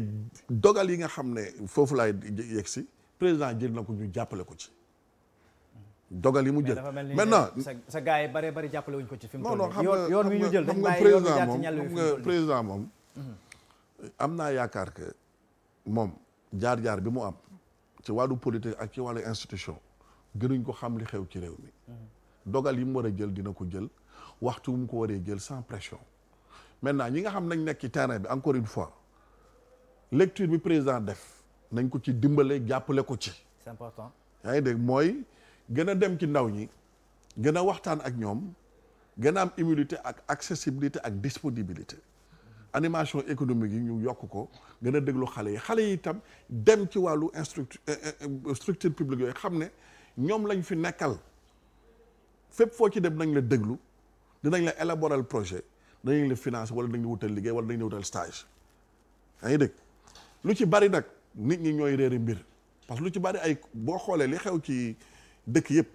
ay comités régionaux de développement la Fatick loolu moo fa am loolu am ci dëkk yëpp préfet yi wala gouverneurs yi ñoo ko jiite ñun Dakar par exemple barki dem gouverneur Sall woo nañu chambre de commerce ak les 4 préfets de la région ak toutes les structures qui interviennent dans le domaine de l'emploi ñu waxtaan ak les structures de jeunesse waxtaan xool yan opportunité de création d'emploi moo fi nekk ku nekk jël parole wax mu bind pour rendre compte. DG donc tey mën nañ ne dafa am ñu bëree bëri dañoo jàpp que ni ba léegi pour revenir à ma question président dafa wéet ci xeex bi la preuve c'est son jeune frère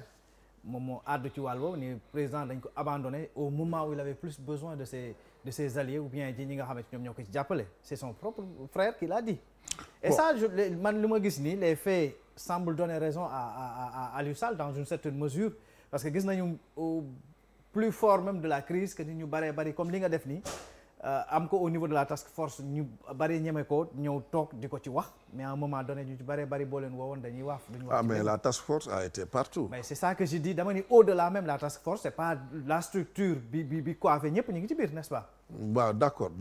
loolu benn pàcc la boo xamante ni tey ñu ngi toog di défendre ki nga xam ne mooy njiitu réew mi mais bari na ci tey ñoo xamante ni parce que mbir mi c'est là où c'est intéressant moom mooy que ni à chaque fois Biram ñun suñ soxlaa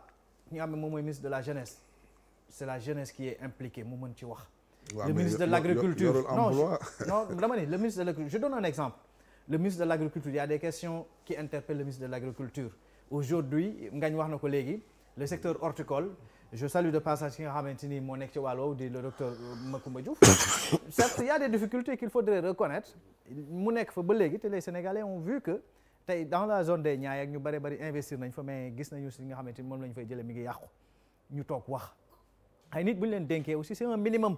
mais jamono au plus fort de la crise gis nañu ñoom ñëpp dañoo waaf dañoo sëgg à part quelques rares exceptions muy au niveau de la TFR yi ci ñëw ñeen dañoo sëgg c'est la raison pour laquelle son jeune frère moom moo waxal boppam que ni le président a été abandonné te bari na ci ay jeunes militants yoo xam ne ils ont défendu cette même idée que ni bari na ci gars yoo xam ne ay responsables lañ mais ñoom xalaatoon nañ ne que ni les choses vont vaciller ñu ngi doon am nañu ci wax sax plus loin dañuy doon négocier de l'autre côté. bon négocier de l'autre côté moom gëwuma ko. am nañu ko wax non gëwuma ko quoi ay ñu jóg amuñ programme alternatif amuñ dara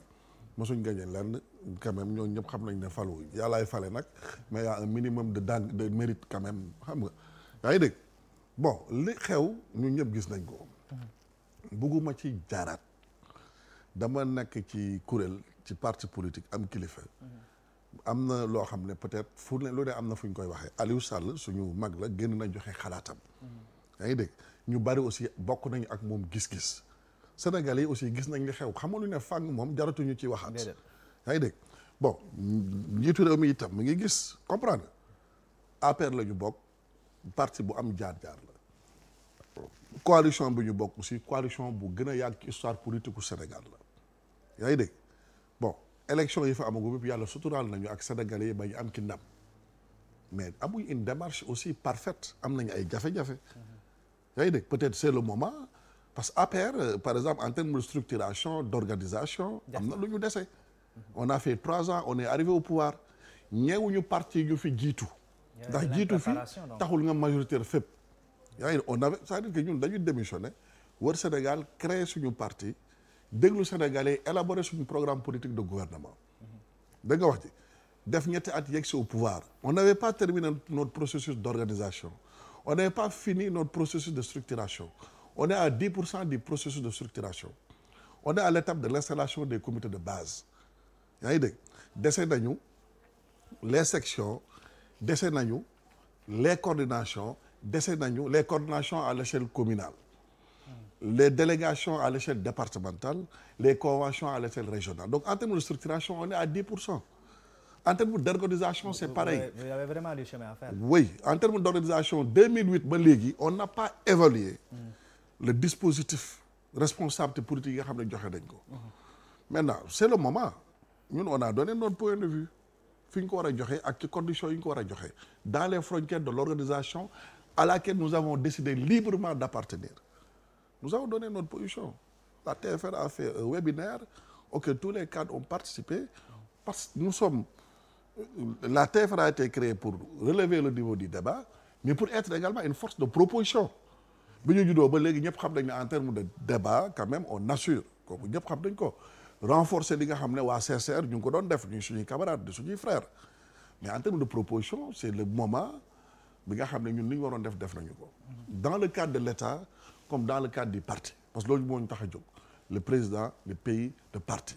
ñetti pays yooyu moo ñu tax a jóg donc bi yëf yi amee aussi sur le plan politique analyse yi war yëpp. mais bien sûr.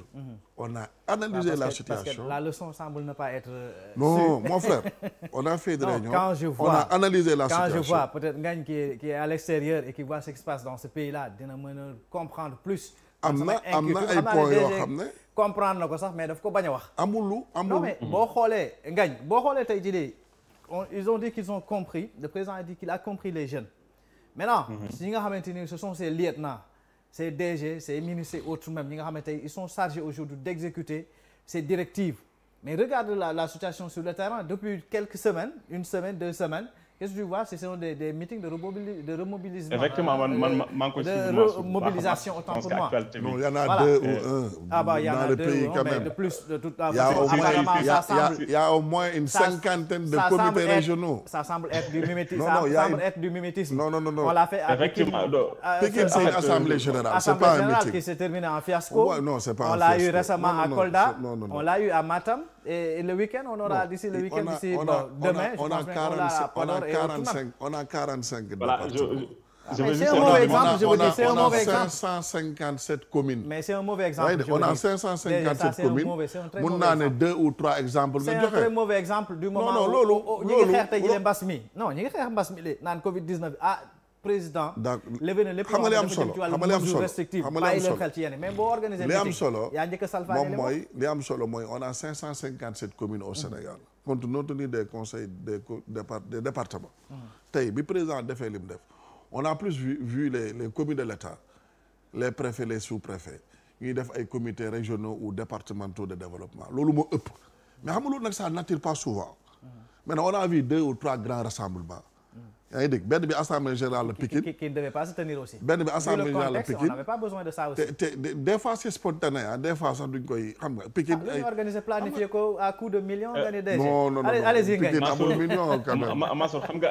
nga problème bi li koy indi souvent le parti au pouvoir dafay comparer boppam ak opposition bokkuñu parce que le parti au pouvoir a des responsabilités. Birame Faye mi toog dafa am responsabilité ci état bi am lu muy doxal mais ay homologues am au niveau de l'opposition c'est amuñu benn responsabilité donc ils peuvent pas se comparer c'est pas possible suñ comparer woo rek ils vont faire fausse route donc dafa am benn dicton buy wax ni les hommes d'État pensent aux générations futures mais les hommes politiques pensent aux élections futures et que man li ma gis souvent nos hommes politiques surtout ñu nekk ci pouvoir bi suñ toogee c'est-à-dire li ñuy gën a wax moom mooy élection mooy le parti en fait presque le parti avant la patrie comme on dit donc loolu aussi dafay fausser le débat parce que yow dañ la jox tous les pouvoirs qu'il faut ni la diriger ni la manager ni la defal dispatching bi ni la séddaleel donc je pense que il doit y avoir rien de politique parce que li nga doon laaj am nga ko ba pare t'as plus besoin de penser à quoi que ce soit mais ñun nos hommes politiques ont tendance à faire de la politique pratiquement 24 heures sur 24 sur les plateaux de télévision donc man li ma doon xaar ci le président Macky Sall au lendemain de ces problèmes-là de cette crise mu ni je vous ai compris d'accord même si on sait que ba mu waree comprendre population yàgg na parce que 9 ans quand même ngay doog a comprendre les concitoyens il y a problème mais mieux vaut tard que jamais je vous ai compris d'accord mais je vous ai compris dafa war a am lu mu àndal ça doit pas être un discours des actes effectivement Mansour ni ko waxee commencer par ces lieutenants ñu changer attitude on n'est plus dans cette attitude clientéliste politique politicienne le voyez-moi ou voyeurisme donc on va faire des actes concrets concernant politique yi nga xam ne ñun moom la ñu war a doxal pour améliorer les conditions des Sénégalais à tout point de vue ñun nag gisuñu loolu parce que à chaque fois ñoom suñu yëkkatee kaddu rek c'est pour dire que bon voilà au moment de la crise gis ñu woon kenn ñëpp dañoo daw donc c'est comme si ils sont en train de défier le camp d'en face pour nous dire que bon vous avez pensé qu'on avait perdu la bataille mais la guerre viendra et on va la gagner. Man, je pense que c'est pas l'attitude des hommes de pouvoir parce qu'ils ont ce qu'ils doivent avoir, ils n'ont qu'à exécuter et ne pas se comparer quand même à l'opposition parce que bokkuñu posture. Est-ce que da ngeen di dalal seen xel loolu pour montrer au président de la République le peuple est toujours là, les militants sont là, les 58% sont toujours intacts. Mansour xam nga nguur moom yàlla moo koy joxe ak le peuple souverain sénégalais. yaa ngi dégg il y a 350 partis politiques au Sénégal ou environ c'est tous des Sénégalais. yaa ngi dégg ñun suñu parti politique je pense que ñu ngi sant yàlla quoi. yaa ngi dégg ñetti at lañu def c'était pas évident. ñu dénk ñu réew mi boobaak léegi aussi. Élection yi passé on était à 58%. C'est un score soviétique. On a gagné 12 régions sur 14. On a gagné 40 départements sur 45. dégg nga wax ji bu baax. Même Casamance bi ñuy wax sax le pôle Casamance on a perdu que Ziguinchor. Et puis loolu aussi bon mënut a ñàkk ci démocratie. Vous êtes en train de perdre du terrain aussi. Non da nga ko yaakaar rek le baromètre c'est les résultats. Même au niveau de la diaspora aussi. C'est pas ça. Dioriñ gis nga bu ñu demee. Même diaspora sénégalaise bi. vous savez pertinemment que Mansour man dama bëgg wax. vous ne pesez plus lourd là-bas. Mansour dama bëgg wax ju lalu sur des choses factuelles ay unités de mesure leer. yaa ngi dégg unité de mesure ñu ngi fi. bu ñu demee examen nga raw ma yaa ma dàq jàng ba bu ñu demaat examen sinon li des yëpp waxu kasaw la nga baal ma. yaa ngi dégg élection lañ jógee dans une démocratie c'est le baromètre les résultats c'est le baromètre on a eu 58%. On a gagné 40 départements sur 45 12 régions sur 14 yaa ngi dégg d'abord comparé wul suñ bopp ak opposition bi mukk ci àddina jamais de la vie. Deuxièmement ngañ li mu wax yow yaa ko wax man waxuma ko yow yaa ne le constat sur le terrain mooy durant la crise yéen journalistes da ngeen amoon ay problème pour am ay débatteurs yu jógee APR mais ñun man waxuma ko bi nga waxee sax man dama daw wax jooju donc Mansour li muy wax fu mu jógee yow Mansour yow yaa ne bi coow li amee APR waxuñu dañu daw yow yaa ko wax man xam bari na ci en tout cas structure bu weesoo. waaw structure bi nga xam ne yow yaa koy coordonné après la crise en fait mais voilà. pas pendant la crise. Voilà. Après la crise. Au moment donc je pense que ça aussi on a été pendant un certain moment. donc li am solo tey. voilà li am solo tey ñun on est. mais ñëw défendre loolu c'est différent que ce travail qui est en train de se faire d'être fait sur le terrain. non c'est-à-dire que li am solo tey mooy ñun le temps de la politique dafa am. le temps du travail am. est-ce que mélangé wu leen ñaar mukk ci àddina mosuñ ko mélangé. wala am na ci yéen ñu mélangé ñaar yëpp. mënut a ñàkk parce que bon erreur moom fu ne yàlla sax bu ñu sañoon. erreur booy persister di ko def saa su nekk aussi ce n'est plus de l'erreur aussi. non pourtant c'est-à-dire que bu ñu jegee élection président dafa ne coow yëpp nañ ko teg ne le jublu ci soxla askan wi maanaam le programme 535 mooy les 5 initiatives les 3 programmes et les 5 accès universels. nañ jublu ci loolu nañu concentré wu ci loolu débat politique débat mandat débat yëpp nañ ko bàyyi te concentré wu ci engagement yi nga xam ne jël nañ ko devant le peuple souverain sénégalais loolu la ñu président sant ñëpp dégg ko suñu énergie suñu force nañ ko concentré ci loolu donc keneen ku def leneen dund loolu yow la engagé mais engagé wuñ njiitu réew mi njiitu réew mi li mu wax c'est clair mënuñ jàlle nag la période électorale on peut pas mettre aussi le pays dans une situation de politicienne permanente mënul nekk loolu defuñu ko xam nañ waxtu wu ñuy xëy ñenn ci yéen kay ñu ngi koy def ba tey. moo loolu moom mënul ñàkk loolu moom bu ñu sañoon. mais loolu président de la république. bu ñu sañoon nit ñi moom kàddoom waruñu ko weddi ci biir. bu ñu sañoon ñun avant muy waxu yàlla sax am nañu ko wàddi sëñ. waaw mais ci biir parteem alors que ci biir parteem. mënul war naa mën a am taxawaay boo xamante ni borom kër sax bu nee gaay borom kër sax day yar njabootam bu nee gaay voilà bu nee kenn bàyyi leen ci lii bëgguma leen ci lii. warul mais ñu ëpp bàyyi nañu ko mooy li ma la wax rek mooy amuñu unanimité kenn mënu ko am bu ñu sañoon nit ñi gëm yàlla sax ñëpp gëm ko mais am na ñu bañ mais li am solo mooy majorité ak consensus unanimité amuñu ko moo dama la ñu ëpp tey ay CRD moo am sur le terrain y en a des centaines ou des 50. et des meetings politiques aussi. non meeting yi benn la wala ñaar sur 557 communes. peut-être ñooñu noonu la ñu mun a exprimer seen sentiment de soutien ou d'appartenance à l'APR wala noonu lañ yaakaar ne. c'est le meilleur moyen. que faites-vous un peu du contexte. déggoo lu ma la xanaa dégg nga lu ma nee naa la on est 557 communes on va plus sur le terrain. mais en fait ce sont des mauvais exemples yoo xam ne dañ ko war a dindi dañ ko war a dagg. non ñooñu politique yaa ngi dégg noonu lañ yaakaar ne ils ont fait de grandes mobilisations politiques ils ont fait des démonstrations de force pour montrer au président que. avec un non-respect des mesures barrières. non respect des mesures barrières moom je pense que ñi ko fi loolu ñu ko fi di respecté wul bari na. mais li am solo mooy. dañ ko gën a exacerber. non c'est malheureux parce que ceux qui doivent donner le bon exemple. bu ñu takkoon masque yi moom mooy gën. waaw loolu moom dëgg la bu ñu takkoon masque yi mooy gën mais li am solo mooy bariwul on a 557 communes ci ñaari communes lañ gis ay meeting wala ay assemblée générale. li des yëpp c'est des comités régionaux de développement. COJER loolu lañ def maire loolu lañ def département yi loolu lañ def ndaw ñi ñoo jox exemple mag ñi. pratiquement loolu lañ def yaa ngi dégg. donc li am solo tey mooy encore une fois li xew gis nañu ko xale yi génn ci mbedd bi gis nañu ñi ci ñàkk seen bakkan sax lu ñuy rëccu la di jaale encore seen ay bokk mais ki ci gën a âgé presque 35 ans la am donc ay xale yu tuuti lañ.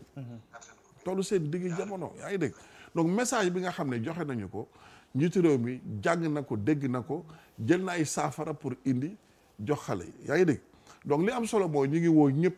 ñu jàppale président ci dogal yooyu nga xam jël na ko ngir ñu mun a taxaw encore une fois soxla ndaw ñi. yaa ngi dégg loolu moo ëpp solo. maintenant beneen ponk bi bu ñu war a mën a jeexal émission bi jëm ci wàllum li nga xamante ni moom mooy élection locale yi la ñu jàpp que ni en tout cas booy wax démocratie aussi respecter li nga xam ne mooy le calendrier républicain da ci bokk. daf ci sax nekk ca biir xol ba mais gis nañu depuis un certain temps en tout cas dafa mel ni da ngeen a jékkoogul looloo tax xalaatu dem ci élection moom xalaatugu leen ko ci jamono jile. mais Mansour ñun buñ jékkuwul kon gëmuñu yàlla ñun buñ jékkuwul kon amul homme politique wala parti politique wala coalition bu jékku ci àddina. lu tax mais Mansour jaar-jaar bi ñu am. ci diggante 2019 ak léegi. am na changement am na ci de. Mansour France sax ñaari mandat dafa jafe. Amérique ñaari mandat dafa jafe ñun yàlla may nañu loolu yàlla may nañu jot ci nguur gi démocratiquement en 2012 fekk fa ay parti yu am 60 ans yaa ngi dégg juddu def ñetti at yàlla dénk ñu réew mi donc bu ñu gëmul yàlla mais bu ñu xeebee loolu mooy gëmuñu yàlla ñu demaat élection am 58% gagné référendum gagné local gagné législative am coalition bi gën a yàgg ci histoire politique u Sénégal am njiitu réew moo xam ne yàlla moo ko may jaar-jaar politiquement et institutionnellement jaar-jaar bu mayul benn homme politique ci àddina amul du américain du français du chinois amul jaar-jaar bi président de la république am ci wàllu institution ak ci wàllu politique moom la ko yàlla may parce que yàlla moom mooy joxe nañ ko nangu sur le parcours politique comme sur le parcours institutionnel d'accord APR jaar-jaar bi mu am jafe na gis parti politique bu ko am ci àddina coalition Benno nu mu yàggee ci histoire politique du Sénégal amagu fi parce que 2000 gis nañ 9 mois 11 mois LD PIT AFP génn nañ daanaka LD may mujjee génn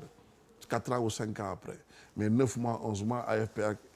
ñun dañu waxoon ne on gagne ensemble on gouverne ensemble loolu dañ ko respecté au détriment même de l'APR honnêtement amul benn institution bu ñu. c'est la raison pour laquelle il y a beaucoup de frustrés au niveau de l'APR. amul benn institution bu ñu gérer presque. mais loolu yëpp dimbale président pour mu respecter. loolu bari na ci ñu nekk APR ñu d'accord ñu ci kontaan. non mais yëfu gor la rek gor rek nga mun a doon ànd bu amee rek ku nekk dafa am lu muy bàyyi pour mun a nekk ak sa borom c'est les sacrifices qu'il fallait yaa ngi dégg parce que dañu président dafa joxe kàddu gu gor. on va gagner ensemble on va gouverner ensemble. seen deuxième mandat bi àndu leen ci woon ak réew mi de. non mais li am solo mooy réew mi génnoon na dellu si na donc sant yàlla quoi même bu fekkul mënuñ def genre addition arithmétique sax tey bu fekkee am na lu ruus ci li réew mi amoon sax parce qu'il y a un écart de plus de 40 diggante président Macky Sall ak ñi topp ci moom daanaka donc bu réew mu ñëwee indiwul lu bari sax gëm naa ne indi na lu bari parce que kenn mosu ko gagné Thiès aussi te am na doole Touba bu baax donc bi nu ñëpp aussi am na ñu mu andi électorat ba mi ngi effrité waaye non électorat yëpp effrité sëñ bi addina bi lépp ay effrité wu da ngay defaraat kay di defaraat mais au même moment vous avez au moins de nouveaux leaders yoo xamante ni ils commencent à percer te ñooñu dafa mel ni ñoom ñoo leen tere c'est juste pour vous dire que tey amuñ lu ñuy tiit dem élection kon élection yi li tax demaguñu ci lenn kese la président dafa gagné amu ci woon bonne obligation comme ni mu ko defee 2014 mu tàllal loolu sax bokk nañ ci li tax ñu jox ko prix boobu muy wàllu démocratie ci Afrique bi suñu frère Maodo Malick Mbaye jiite. yaa ngi dégg bi mu gagné kaddu gi bu njëkk a yëkkati comme parce que dialogue souvent dañ ko doon def mu am ingérence bu jógee bitim réew wala mu am réeroo ak xiiroo ak ŋaayoo après ñu doog a waxtaan. jàmm moo am mu woote waxtaan amu ci woon obligation. yaa ngi dégg parce que dafa gagné ñenn ñi ne d' accord dañ ñi ne d' accord mu ne dañ leen waxtaan ñoom ñu ne d' accord dañ waxtaan bi am na lu mu jur déjà parce que tey le vote au niveau local c' est un suffrage direct par exemple loolu dañ ci juboo ci reporter élection yi juboo ci dindi parrainage aux élections locales donc waxtaan am na te am na lu muy jur te ñiy coow yëpp ñu ngi ci commission yi surtout ci dialogue politique bi ñoom ñëpp autant qu'ils sont ñoom ñëpp parti politique yëpp a ngi ci. yaa ngi dégg donc tey bu rapport élection yi amee nañ xool cause bi ci kuje gi. tegul ci yéen. kuje gi ñoom ñoo bëgg ñu xayma maanaam fichier électoral bi ñu xayma processus électoral bi te ñaar yooyu dañ ciy tegaat parrainage yi tegaat ci itam révision liste électorale yi. donc techniquement. ce qui veut dire que même 2022 janvier boobu ñuy wax sax bu ñu mooy. mais et puis report amul sax benn weer kese la loolu du report élection locale Sénégal ba mu amee ba tey mosta am à date échue loolu mosul am waxum ànduma ci nag parce que non bu ñu sañoon. prorogé nañ fi mandat yu ay maire yu bare yoo xamante ni seen askan ba ñu nekk soxlawuñu leen ci jamono bu ñu sañoon ñu respecter le calendrier républicain. c'est-à-dire loolu mooy l'idéal bu ñu sañoon mais à l'impossible nul n'est tenu d'autant plus que les causes du report sont à chercher du côté de l'opposition ñoom ñoo bëgg un audit du fichier électoral du fichier électoral bëgg une évaluation du processus électoral te mu leer la ne mënuñ dem élection te defuñ une révision des listes électorales mais loolu y a un temps loolu dafa am technicité te ñoom dañu bëgg une démarche impartiale objective et neutre mais loolu da ngay def ay termes de référence lancer ay marché ay nit soumissionné ngeen sélectionné loolu c'est on peut pas le faire en une semaine ou 2 mois te rapport bi ñuy wax yëpp benn weer la donc mais benn mois rek lañ ko yokk amul benn mois rek lañ ko yokk par rapport ak li ñu ko jàppoon waaw amul daanaka te période boobu aussi ñëpp xam nañ ne bon député yi dañuy dem assemblée en tout temps prorogé nañ fi mandat ñi nga xamante ni ñoom ñooy maire yi mais déggoo li ma la xanaa rapport bi li ko waral mooy lii ma la wax opposition bi ñoom ñoo wuyu si président ci dialogue bi jur yaa ngi dégg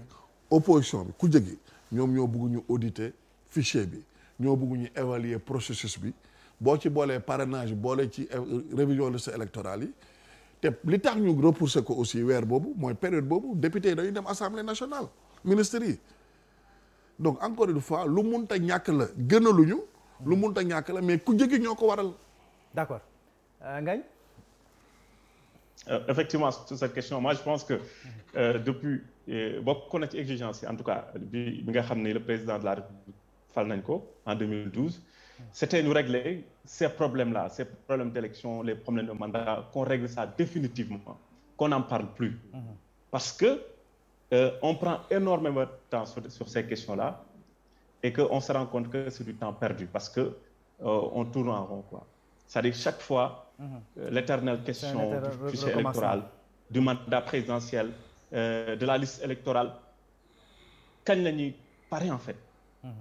donc moi je pense que ça pose problème si en 9 ans on peut pas régler ces problèmes-là mais qu'est-ce qu'on pourra régler normalement dès son premier mandat toutes ces questions-là devraient être évacuées mais on se rend compte que on se répète quoi et que je pense pas que ça soit forcément dû à l'opposition je pense que s'il y a des problèmes et que l'État s'est rendu compte qu'effectivement il y a des problèmes le parrainage est un problème c'est parce que peut-être nañ ko doxalee woon baax si tout était clair en matière de fichier électoral bi liste électorale carte électeurs yi je pense que kon suñ jógee ci présidentielle directement dañuy dem ci élection locales yi suñ ci jógee ñu dem ci élection législative yi mais on se rend compte qu'effectivement il y a des problèmes et que pour man le principal responsable bon c'est l'État du Sénégal c'est le ministère de l'Intérieur c'est ñi nga xam ne ñoom ñoo war a gérer mbir yooyu te gérer wuñ ko comme il faut. non Mansour Ngagne amul argument quoi sincèrement Ngagne amul argument quoi. ah bah su la neexee nga wax ko noonu. non Ngagne ne opposition bi la wax naa la li tax kay nee nga du opposition bi pouvoir da nga yaakaar ne pouvoir bi la mais joxuñu benn argument ba pare maas. argument bi ma la jox kay leer. mauvais perdant da ngeen ni parrainage yi da ngeen koy revoir. mais parrainage bi dindi nañ ko. biñ opposition bi bi ñu waxee ne xam nga bu fekkoon ne. ngañ non dama koy sànni xeer rek. ngañ dama lay sànni xeer quoi mais ngañ bu fekkoon ne wax dialogue bi jurul dara sax ñu mën a wax mais dialogue bi jur na tey au niveau local par exemple bon le suffrage est direct bu njëkk dañ doon dem élection population bi ngañ nañ buggu ñu biram mais ñu jël ngañ mi ñu bugg jiital ko liste majoritaire population yi voté foog ne ngañ ay doon maire bu ñu paree parti yi joxe ay instruction biram mi nga xam ne askan wi taxu leen jóg biram jël mairie bi loolu c'est une avancée démocratique majeure ci localité yu bare bare juboo nañ ci report élection yi aussi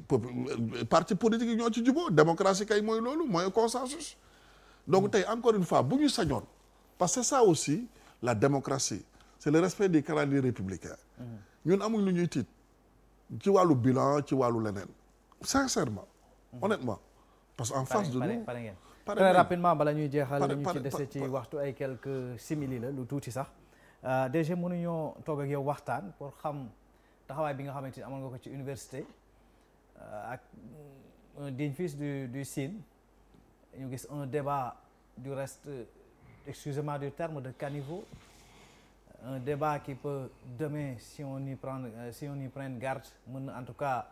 indi jafe-jafe muy un débat donc ethniciste boo xamante ni ça commence à jaillir dans ce pays-là depuis un certain temps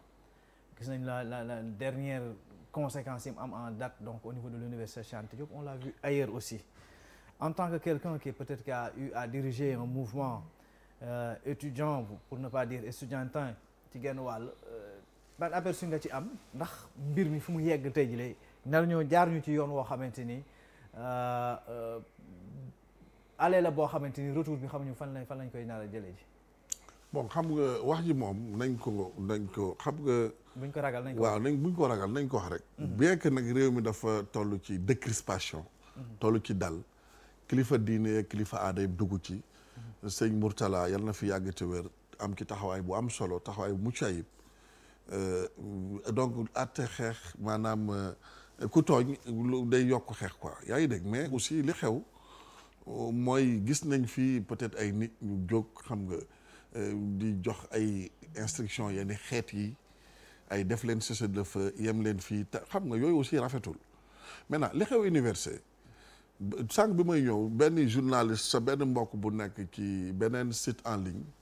mu ngi may woo pour ne ko ku tudd Mamadou Badiane ñu ko wooyee Black mu dëkk Casamance ma koy jaale papam bi wàcc liggéey lu yàggul ñu bokkoon néeg man ak moom moom moo ko jox sama numéro en tant que ancien de Kekendo man sax xaw ma ndax dama bokkoon Kekendo wala bokk moon Kekendo parce que mun naa ne et je le dis de façon très humble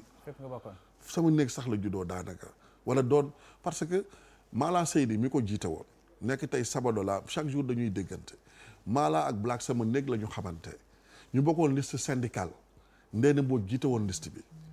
donc mun naa ne Black moo jël suma numéro jox ko journaliste boobu mun naa la wax kan la ak nu mu tudd Ndeye Fatou la tudd Dakar Actu la nekk léegi rek mu ngi may woo depuis 3 jours mu may woo pour ma jox ko sama témoignage en tant que ancien de Kekendo donc ñiy wax yëpp ñu ci bari xamuñ ci dara yaa ngi dégg su ma loxo la juddu su ma néeg la juddoo daanaka yaa ngi dégg université ak munoo xamee joolaa ak séeréer ak pël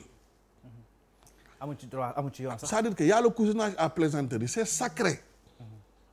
c'est des choses yoo xam même dans l'affectation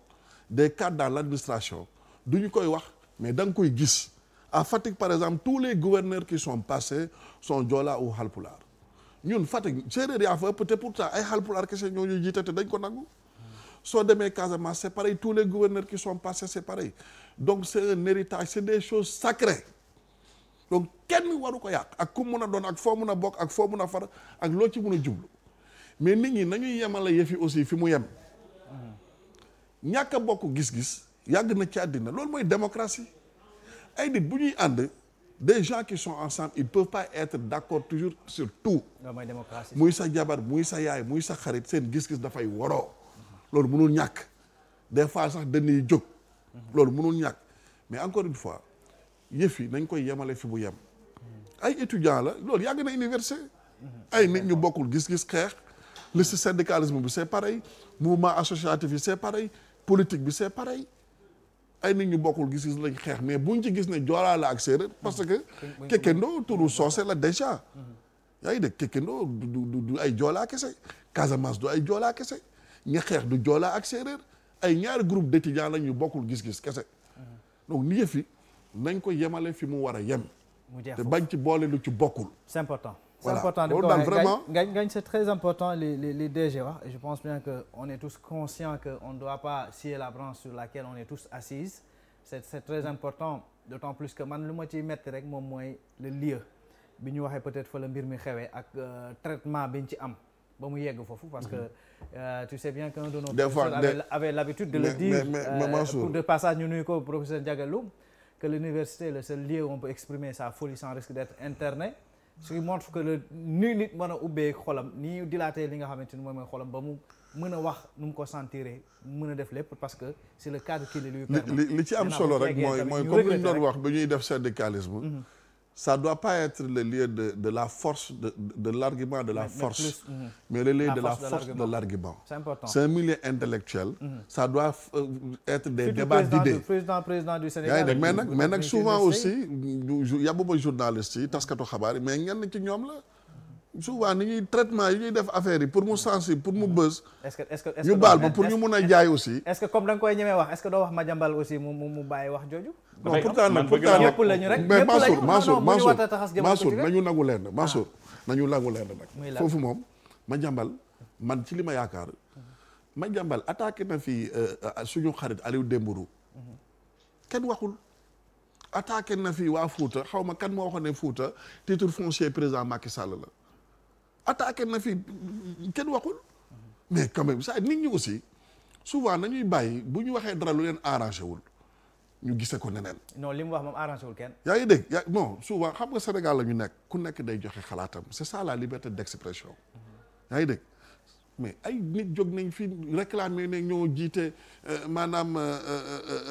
yàlla ma yàlla baal benn wàllu ci Sénégal te kenn falu la amoo benn mandat nga taxaw ne yéen ñiy xeex arrêté leen lii def leen lii mais quand même Madiambal ñun la jëkk a attaqué ñun. Aliou Sow bi mu fi waxee di mu wax ba ko attaqué à travers les lundis de Madiambal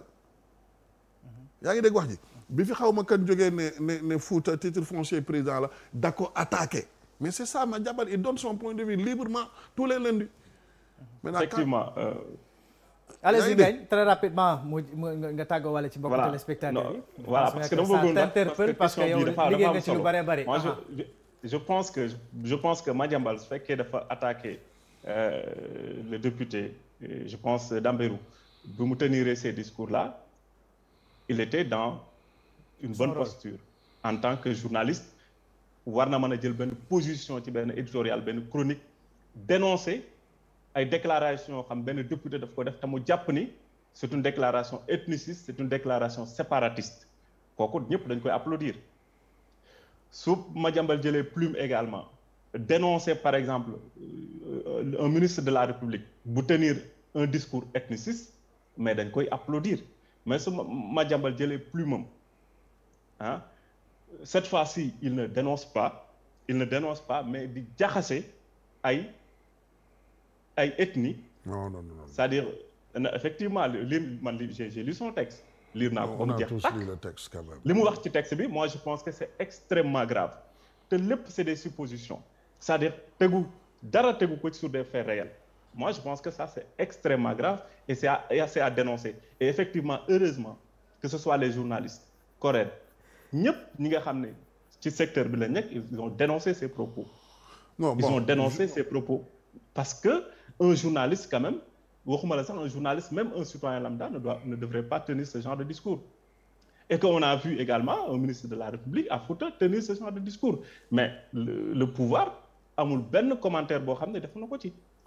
bi ko député bi defee aussi pareil moi je pense que le président de la République il a l'obligation su fekkee ñi nga xam ne moom moo leen jiite dañu def ay dérapage de langage. sur certaines questions yi nga xam ne c'est très sensible mais il doit prendre un discours par exemple sa parole pour leur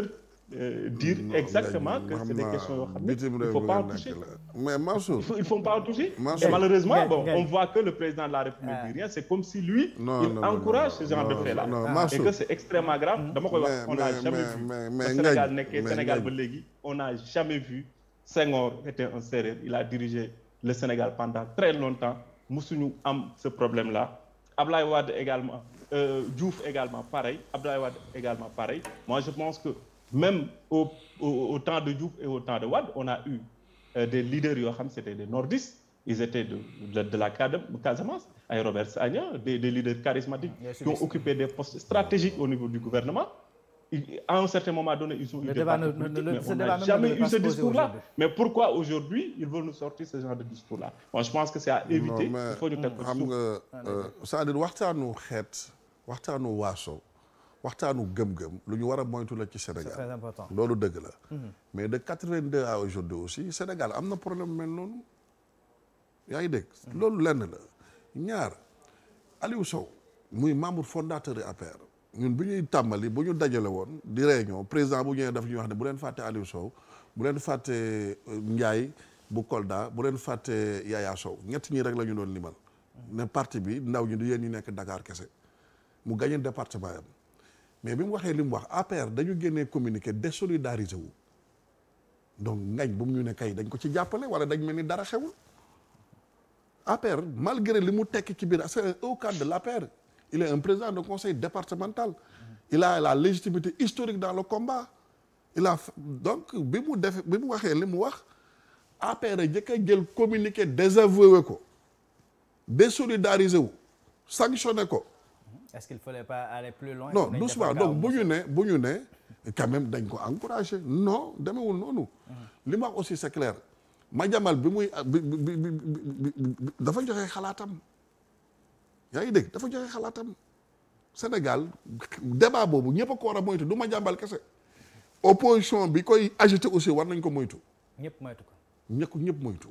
Sénégal benn bopp la kenn mënu ko xam. xalaat aussi tamit amoon nañu ay jafe-jafe.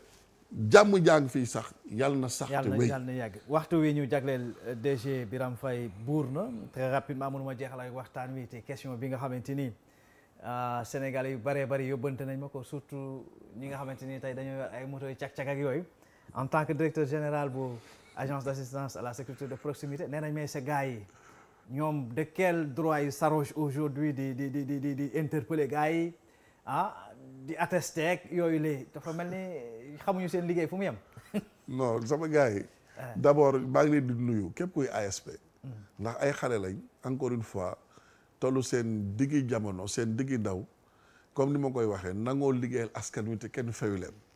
donc ay modèle lañ ay repère lañ ay référence lañ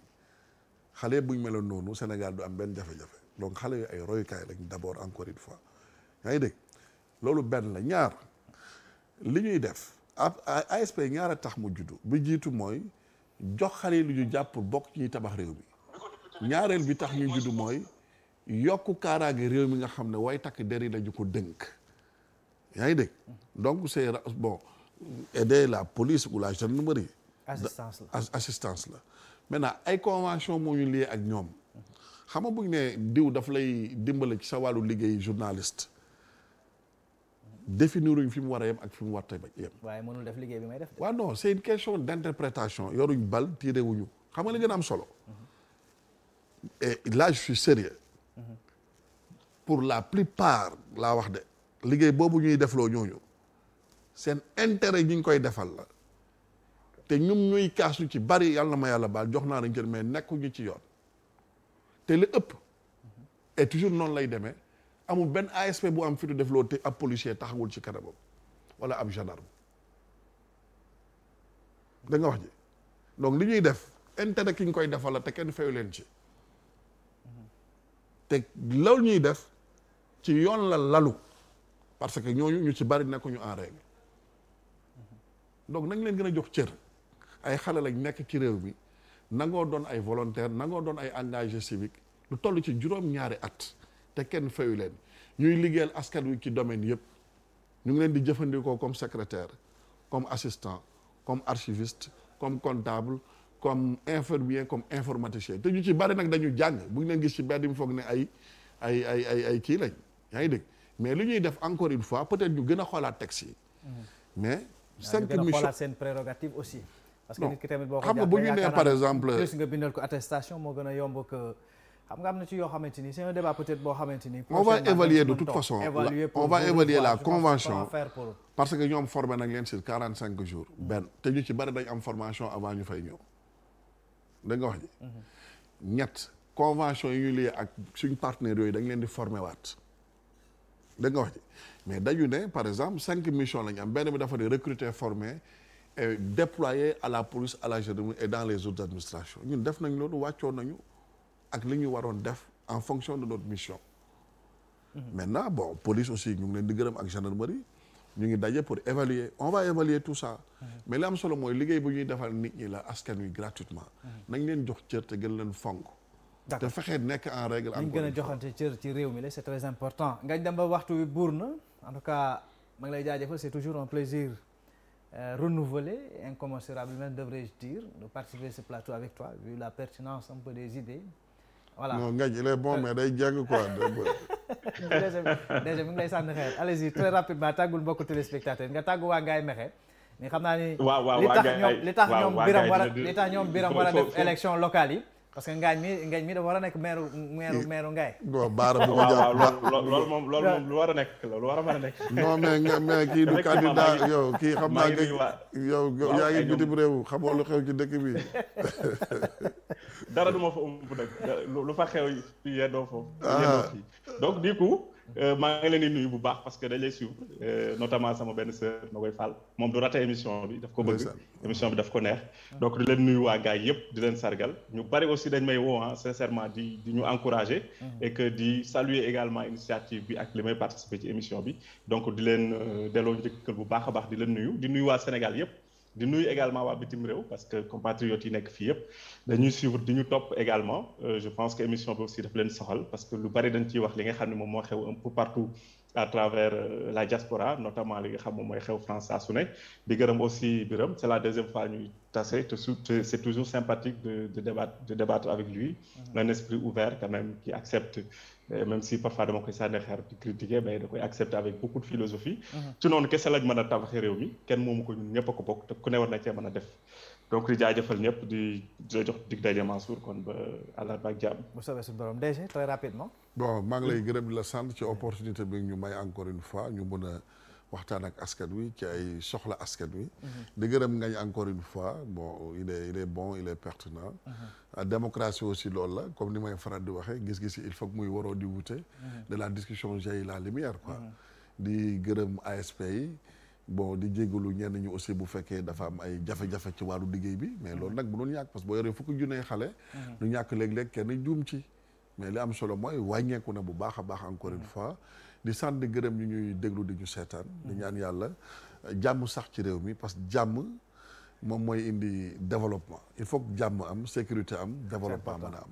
Merci beaucoup DG Biram Faye du directeur général donc de l'agence d'assistance à la sécurité de proximité moom mooy le coordonnateur aussi de la task force républicaine en tout cas merci beaucoup. pour task force aussi maa ngi leen di nuyu bu baax. voilà jërëjëf ñu lay jaajëfal aussi et ni ko Ngagne waxee léegi je salue aussi l'esprit d'ouverture et plus la disponibilité c'est loolu la peut-être mbokku taskat xabaar yi yëpp loolu la ñuy jooytu askanu Sénégal di jooytu ñi ñu fi teg ñuy waxtaan ak askan wi la yaakaar naa ni réeroo amul ñàkk waxtaan moo am bu ñu toogee saa su nekk ñu am ñun suñu inquiétude yoo xamante ni am na ñoo xamante ni ce sont des citoyens ñu jaarale ko ñun dafay baax dafa doon du jaadu loo xamante nañ am ci ñu ko mën a beccil peut-être ñu yóbbante kàddu gi njiitu réew mi président Macky Sall et nous osons espérer que yéen mbokku téléspectateurs yi vous avez beaucoup apprécié li nga xamante ni wax nañ ko lépp loo xamante ni njuumte la ci émission bi ñu delluwaat wala kàddu goo leen dégg niñ ko waxee anam bi ñu ko waxee neexu leen ñu delluwaat rek di jéggalu ñu jàpp ni matadik doomu aadama moo toll foofu lépp lu ci baax rek ñu delloo ko suñ borom subhanahu wa taala moom moo xam moo mën. En tout cas mention spéciale à notre consultant ès-qualité Ngagne Demba Fall ñu koy jaajëfal di jaajëfal di jaajëfal futur maire de Ngaye Mékhé di ko jaajëfal